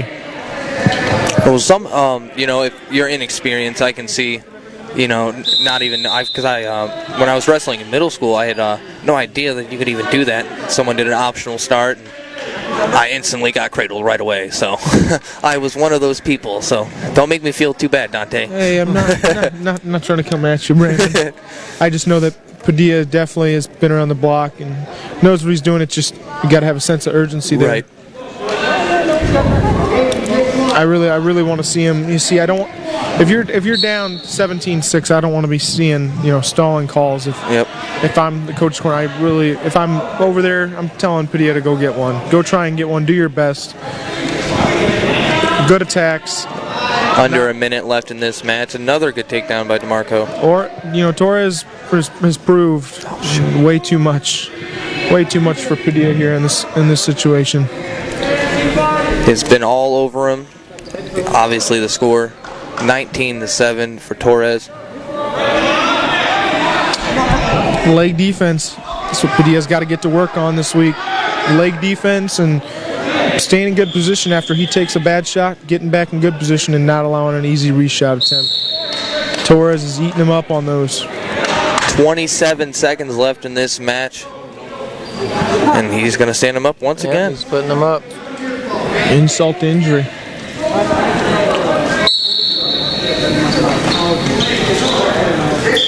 Go get the nice. Wow! Right off the whistle. Right off the whistle, and that is a technical fall. 23-8. Yeah. Torres not afraid to put the points on the board. Nope. So we're gonna have Triano against Contreras for Chesterton. Trevor, not so small. I'm excited to see this match. I think this is Contreras looked really good on his feet. Last match, he looked like he was wrestling at a good pace. And I think Triano likes to slow it down and, likes to get on top. I didn't like that step backwards to start the match. Yeah. I would have liked Contreras to walk forward into him, but Triana obviously just walking him down right away. And I'm gonna say the chances of Triana picking bottom are very slim. I heard when I was catching up with. Oh, good takedown. That was nice. Good low double. Triana's got to stay in better position in that. But I heard that Triana said to another guy, "I haven't chose bottom once this year." So I'm like, well, isn't that a quality? Like I was saying earlier. So he's probably gonna look to get on top. But Contreras going on offense, getting that shoulder. That's not where you want to be at all. No, that's getting cranked again. Well, mine and Dante's shoulders are hurting right now. I'm looking the at way it, not liking it. the way this start of the first period is going, it looks like you might want to start taking bottom there, Triana, because we got to put in some of those reps, man. Because you don't want to be hanging out here on your belly with double boots in. Yeah, those do not feel good. Yeah, he's got to get in a good position here. Still a lot of time to be able to get an escape. Yeah, under a minute. You just don't want to leave. You want to try and maybe grab your own wrist, like he's trying. Looks like he's trying to possibly grab it right now. Yeah, he's trying to lock up his hands, but that is just. You can see it in his face. He's red in the face now, and it's just that is hurting. Yeah, and you want to oasis here. You want to just hip. I would just hip through and roll through to get myself a fresh start here. There's no need to stay in bounds. Yeah, that's tough. And there you go. That's catching a break right there for sure, and I think that's good. He's rolling out his shoulder. You want to avoid that? Good first move. Know where the guy's going with it. You know legs are coming. And if you're a leg rider, you need to know how to defend legs. I think you should know how to defend legs. I think Triana needs to get up to his feet here. Yeah, about 15 seconds left here in the first period. Contreras doing a great job on top. See, you don't want to let him sneak those in and tear you up for an extra 10 seconds. Yeah, he's right back on the shoulder. You don't want that. As limited time as possible tearing up your shoulder. Now, if depending on the coin flip, if Hobart gets choice here, obviously they're deferring. Oh, okay. They're gonna go neutral. That's smart. I like that. Yeah, you definitely don't want to go bottom. No, you're up two. Why go underneath them? You'd have to be super confident. Triana told Dante. Yeah. Or Dante overheard him. Yeah. Looks like we're gonna have some injury time. Blood time, I believe. Oh, blood time on his. Oh, yeah, his nose. Yeah, I thought. Don't say I'm 100%, but I thought I heard him say I haven't chose bottom once this year. I'm going to take this chance to let you know you're watching high school wrestling on the Region Sports Network, presented by Team Toyota on 41 in Schererville. Online at Team Toyota on 41.com.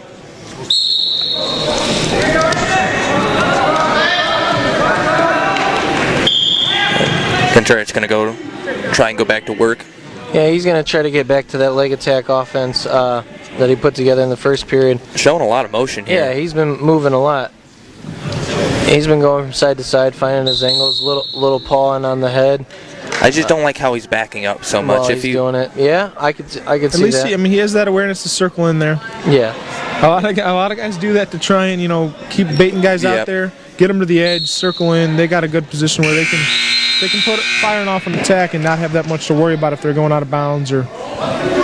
Yeah, that's just my personal bias. I've never liked guys to just walk back. I would always like to pressure forward, but when you can set up a shot like that in your back foot, Yeah, what he's doing there, what I'm seeing tactically, he's kind of luring Triana to walk forward a bit.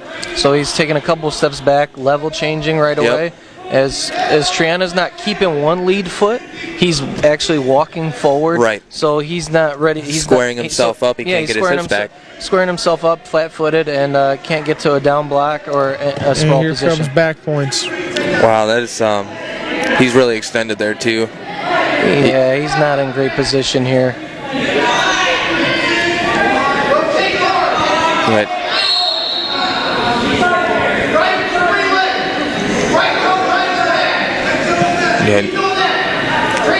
Yeah, he needs to trying. It looks like he's going to try and finish it, but I don't know. Oh, wow. I've never seen a pin called from that position, but that's it. I have once, and it was watching Penn State wrestle by a guy named like Jason Nolf kind of finishes people. and those, not that Contreras is a Jason Nolf type, but he listened to his coaches there. His coaches were calling that out because Triano was just stuck. There was nothing that he could really do to get out, and so in that position, Contreras was in no trouble, so he could just posture up and really plant that shoulder down.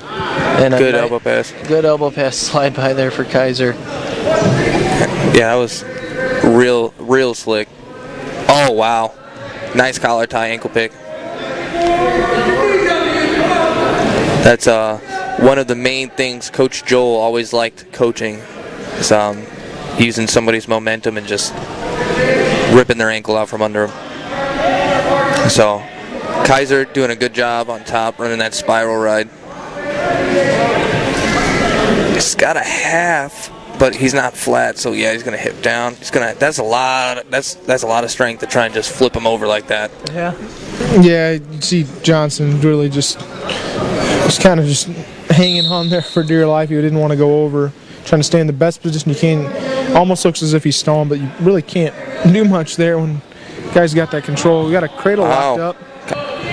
Wow, that is weird. Yeah, weird positioning for sure. Kaiser gonna pin himself there. Oh shoot. Yes, he is. That's why you can't be too overzealous here. Don't want to pull anybody over top of you. That's a reversal in 2, I'd say. There's some back points there, Mr. Hughes.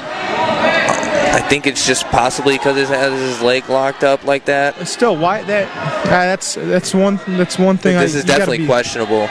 That was more than questionable. Hobart was in control there with back points. Right. Now, definitely had the headlock locked up.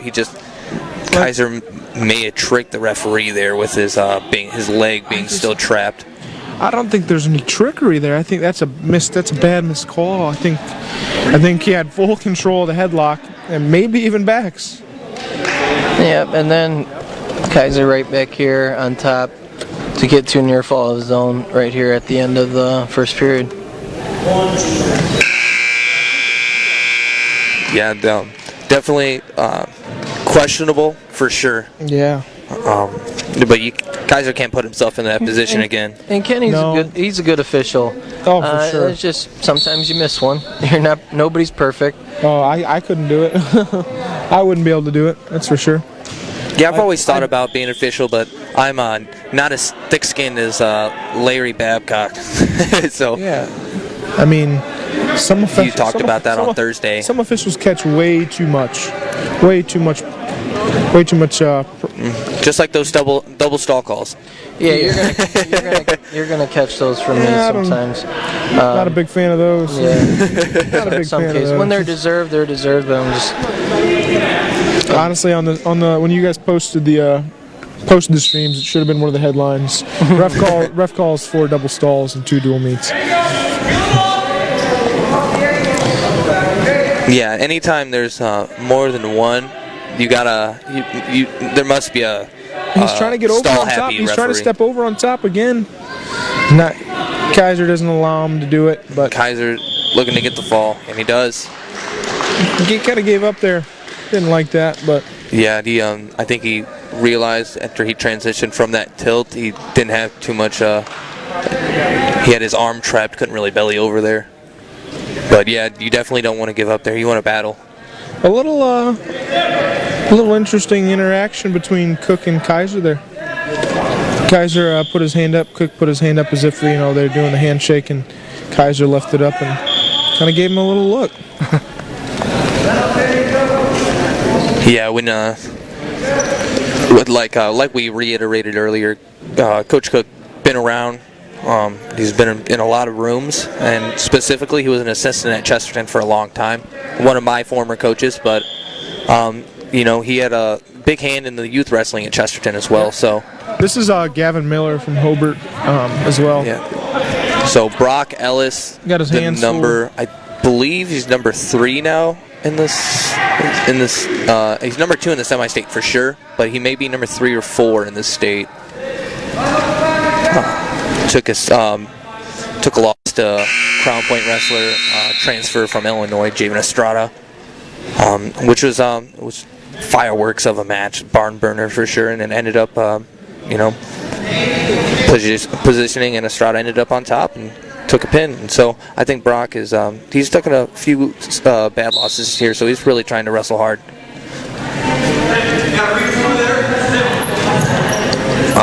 And if what are you telling Miller as he's walking out here to wrestle?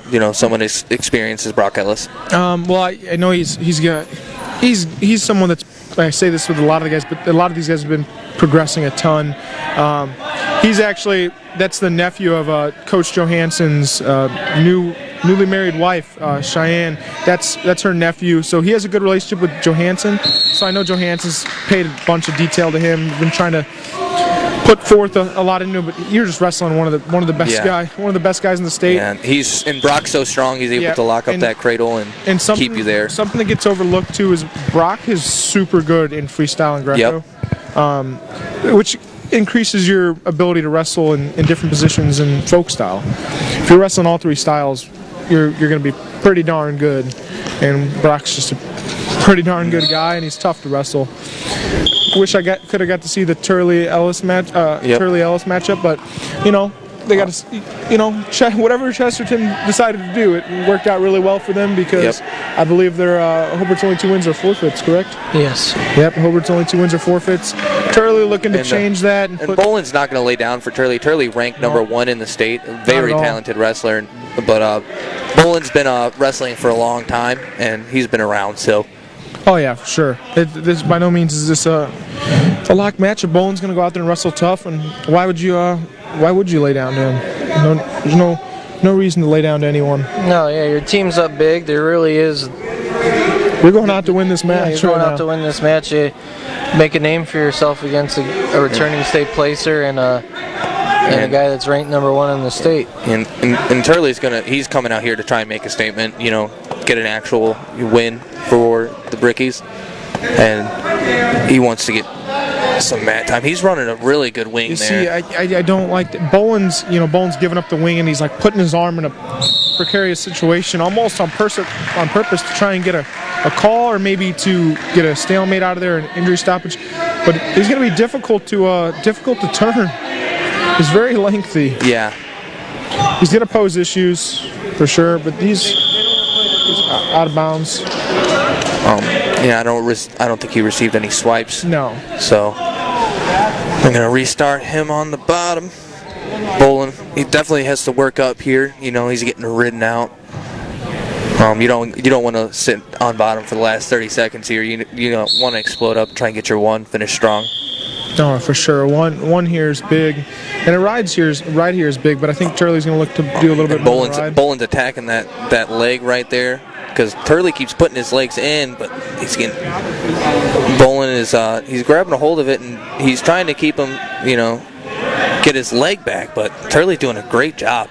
Yeah, Turley has the leg figure 4 there, but instead of figure 4 on the other man's leg, you kind of want to figure 4 your own. Mm-hmm. I believe now he's over to it, but that's when you're below the knee, so that leg's going to fall right out.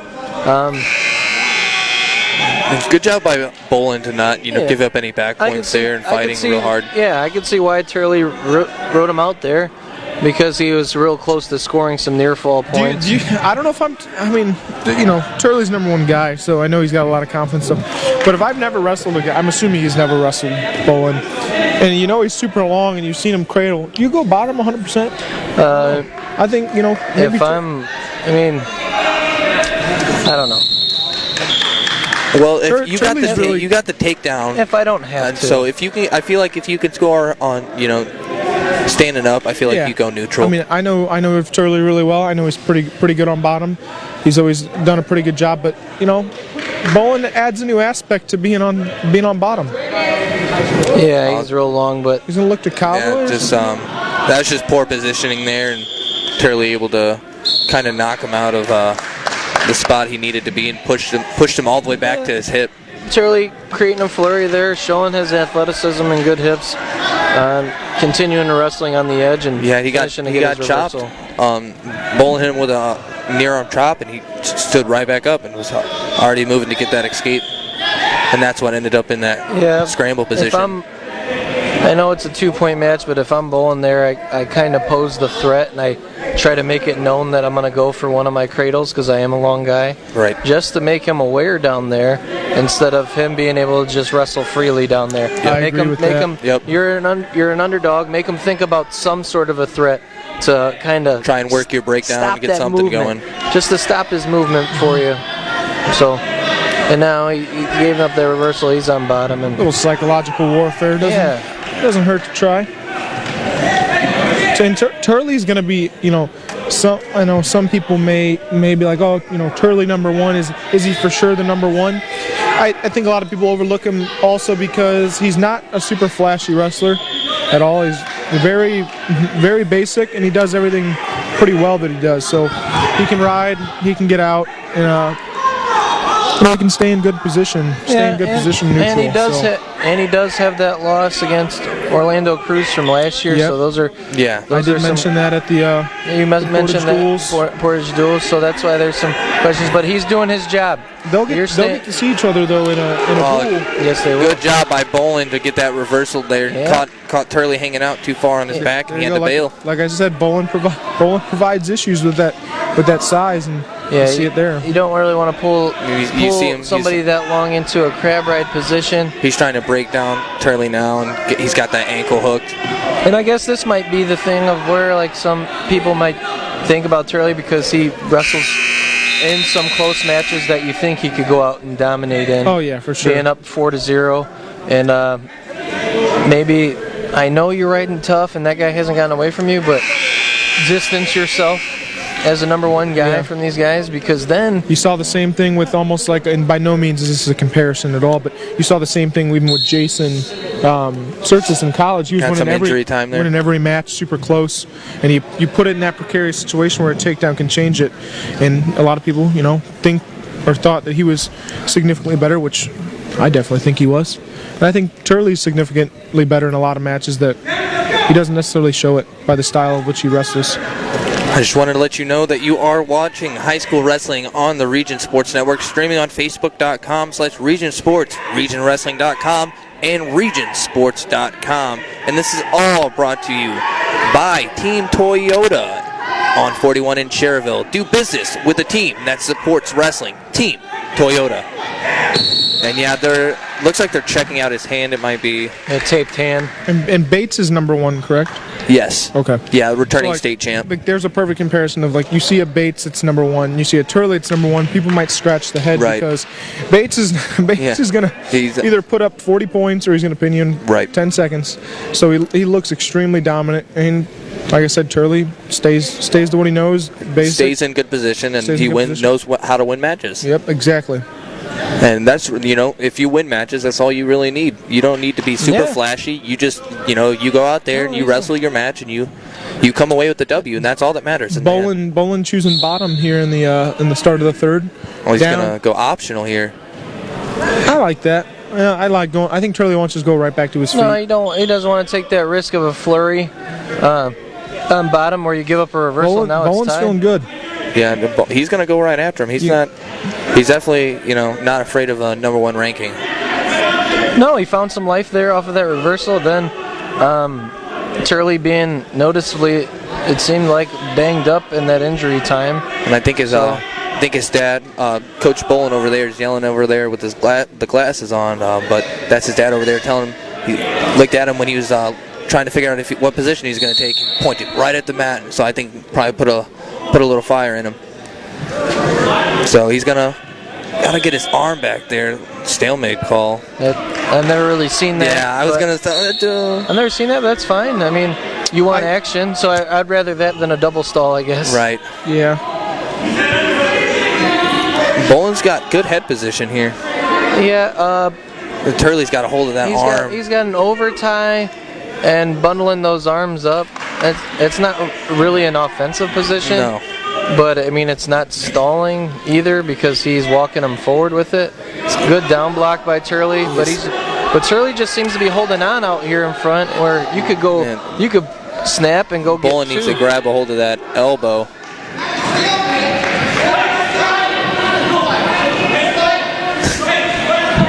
I'm not impressed in how Turley is shut down. I want to see him wrestle, and Boland's coming at him. I like it.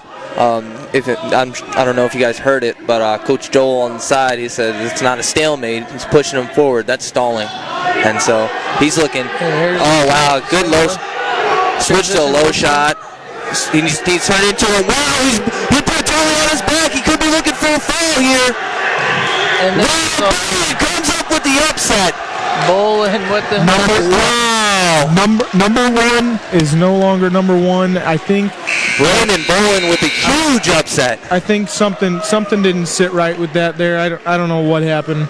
He got the reversal to the back. Don't get me wrong, but why did you stop wrestling there? Yeah, totally not happy at all. No. Rightfully so. That was a good job by Boland. Great positioning to end up on top. My question is Boland ranked? Because No. if not, No, he's not. There has never been a number one, to my knowledge, go down by pin. I know one has went down by an unranked guy, but I don't think there's ever been one that he's went. I down do by not pin. believe he is ranked. I could be completely wrong. I know he's not ranked in the state. I'll check semi-state right now. Now Simpson's got to have some fire in him. This is where I'm looking at. If I'm looking at Simpson being in the position he is, be a captain here, go out there and be dominant as you can. Boland is not ranked in the semi-state, so he's definitely not ranked in the state. Well, newsflash, he is not ranked in the state. Yeah, he might be. Yeah, he might get himself in that conversation there. Again, Turley. I mean, he's capable of winning that match, and kudos. Boland was game.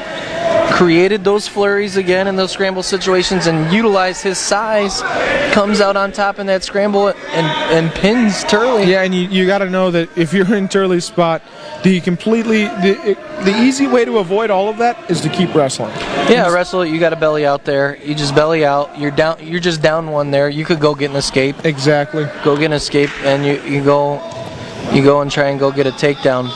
But also, we talked about match tactics earlier, Dante. If you're a number one guy and he came out right away and scored on him. A lot of these guys that we've seen, the Lemleys, the Bates, they're cutting them. They're putting them right back on their feet to go build that lead you take that. Sorry to cut you off, but you take that edge away from the guy that you're facing. You deflate him. We saw Torres do that against Padilla, Completely who came agree. out fired. You get those guys more flat, and you take them completely out of the match. You leave Boland hanging around, and we see what happens. And I do believe this is the final match, or is there one? Yes, correct. It is Okay, the so final yeah, match. this will be the final match of the evening. Johnson versus Simpson. Simpson, a tough wrestler. He's looking to get after it. Johnson, no slouch at all. So this will be a battle.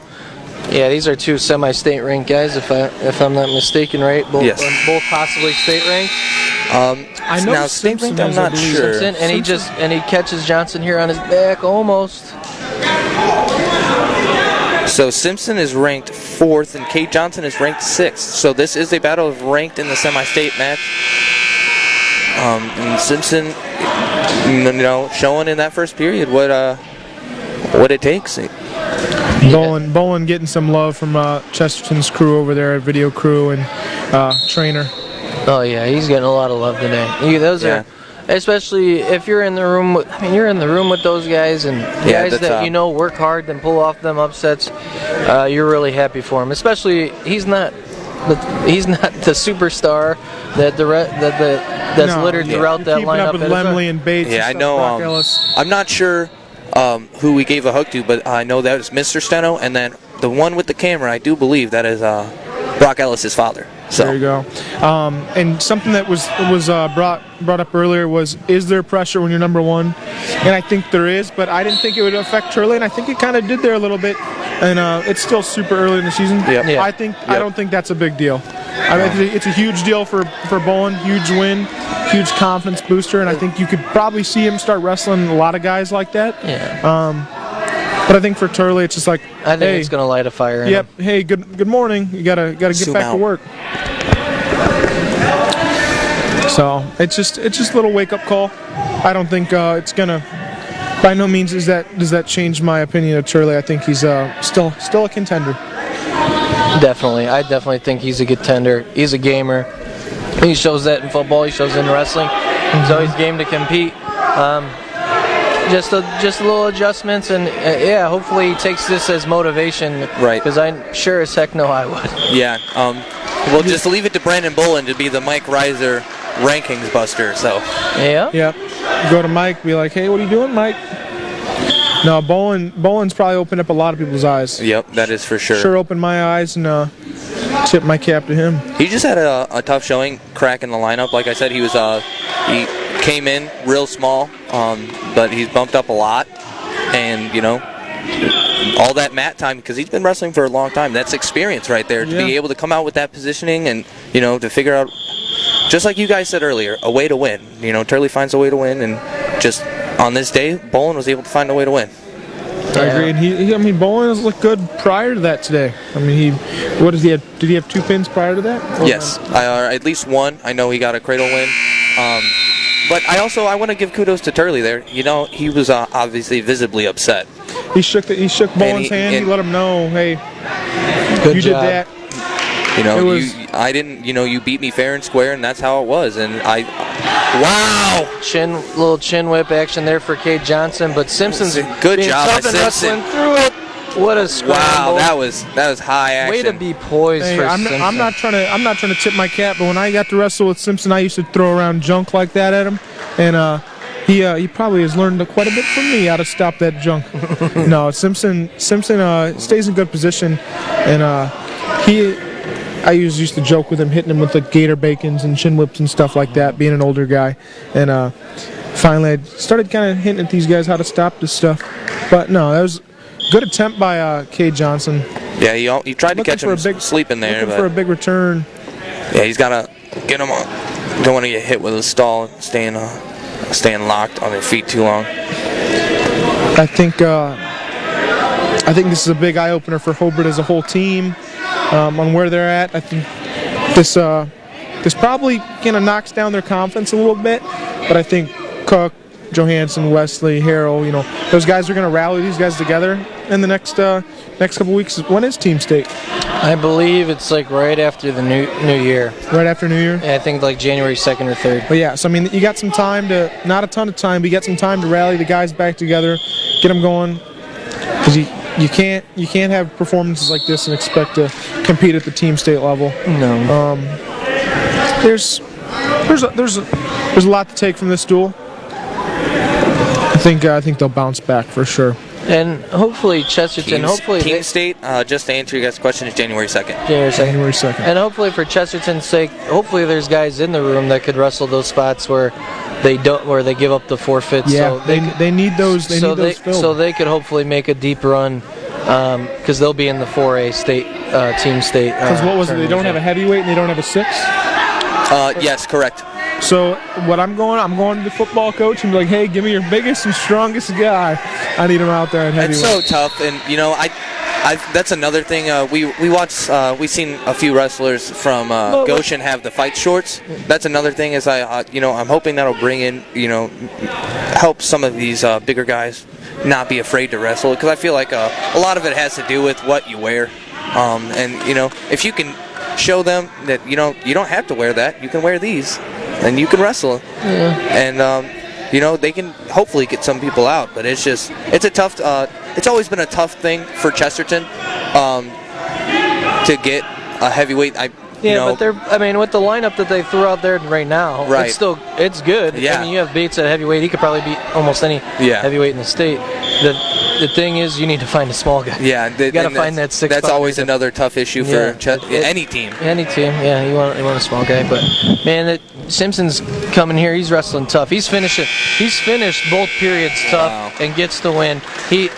We weren't talking about this match as much, but he gets the escape at the end to finish the match strong. Yeah, and then Simpson wrestling really well. And then he got that takedown at the end of the second period. I like that. I like that for Simpson a lot. I think he's going to be someone that keeps knocking people down and getting up on the ranks. But a lot to learn for Hobart from this duel for sure. Coach Cook going over there can talk to his former adversaries and tell them, congratulate them on some good wrestling, and all around great wrestling today. Did he congratulate him? I didn't. Yeah, he looked a little upset. I couldn't tell though. I mean, I really. In his own way of congratulating them, I feel like. Yeah, he probably just wasn't. Give him a little razz. Yeah, he's I think just Cook's the gonna social take distancing, just giving the waves and the hey, good job, guys. Cook's going to find a way to rally these guys back. Oh, sure. yes. Yeah, it's definitely a learning experience. We were talking about this for like Portage and those squads wrestling against high-ranked teams. You got to use this as a learning experience. And Coach Cook and Johansson, they've been around the block, and they know what they got to tell their team going into team state here at the end of the holidays.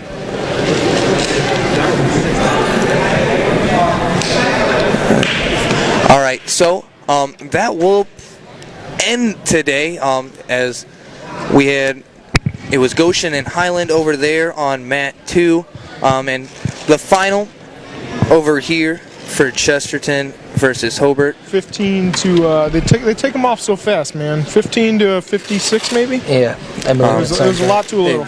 Chesterton got away with this very handedly, but Hobart did not go down without getting a few matches in there. A few forfeits, but definitely a battle. And that'll probably end it here for us. Great job today, guys. Fantastic. We worked through all the technical difficulties we could. Chesterton walking away with the trophy, it looks like. They're going to do some team pictures there. And, any final thoughts for you guys? By no means am I happy to see Hobart lose today. I'm an alum, so I would have loved to see them. I thought they would have, fought a little bit better, but I think, like I said, Cook's going to rally these guys back together. Johansson's going to rally them back together. They're going to look at film. They're going to see, what mistakes they made. And Turley losing his #1 spot, not a big deal. He's going to rally back. He's going to be a guy that contends for a title. They're just going to have to, tighten things up in the next couple weeks before team state. Right. Now, I will say that I do not agree with that. But, Chesterton alum, I will take what I can when I can and where we will get them. Great job by both teams. Great job.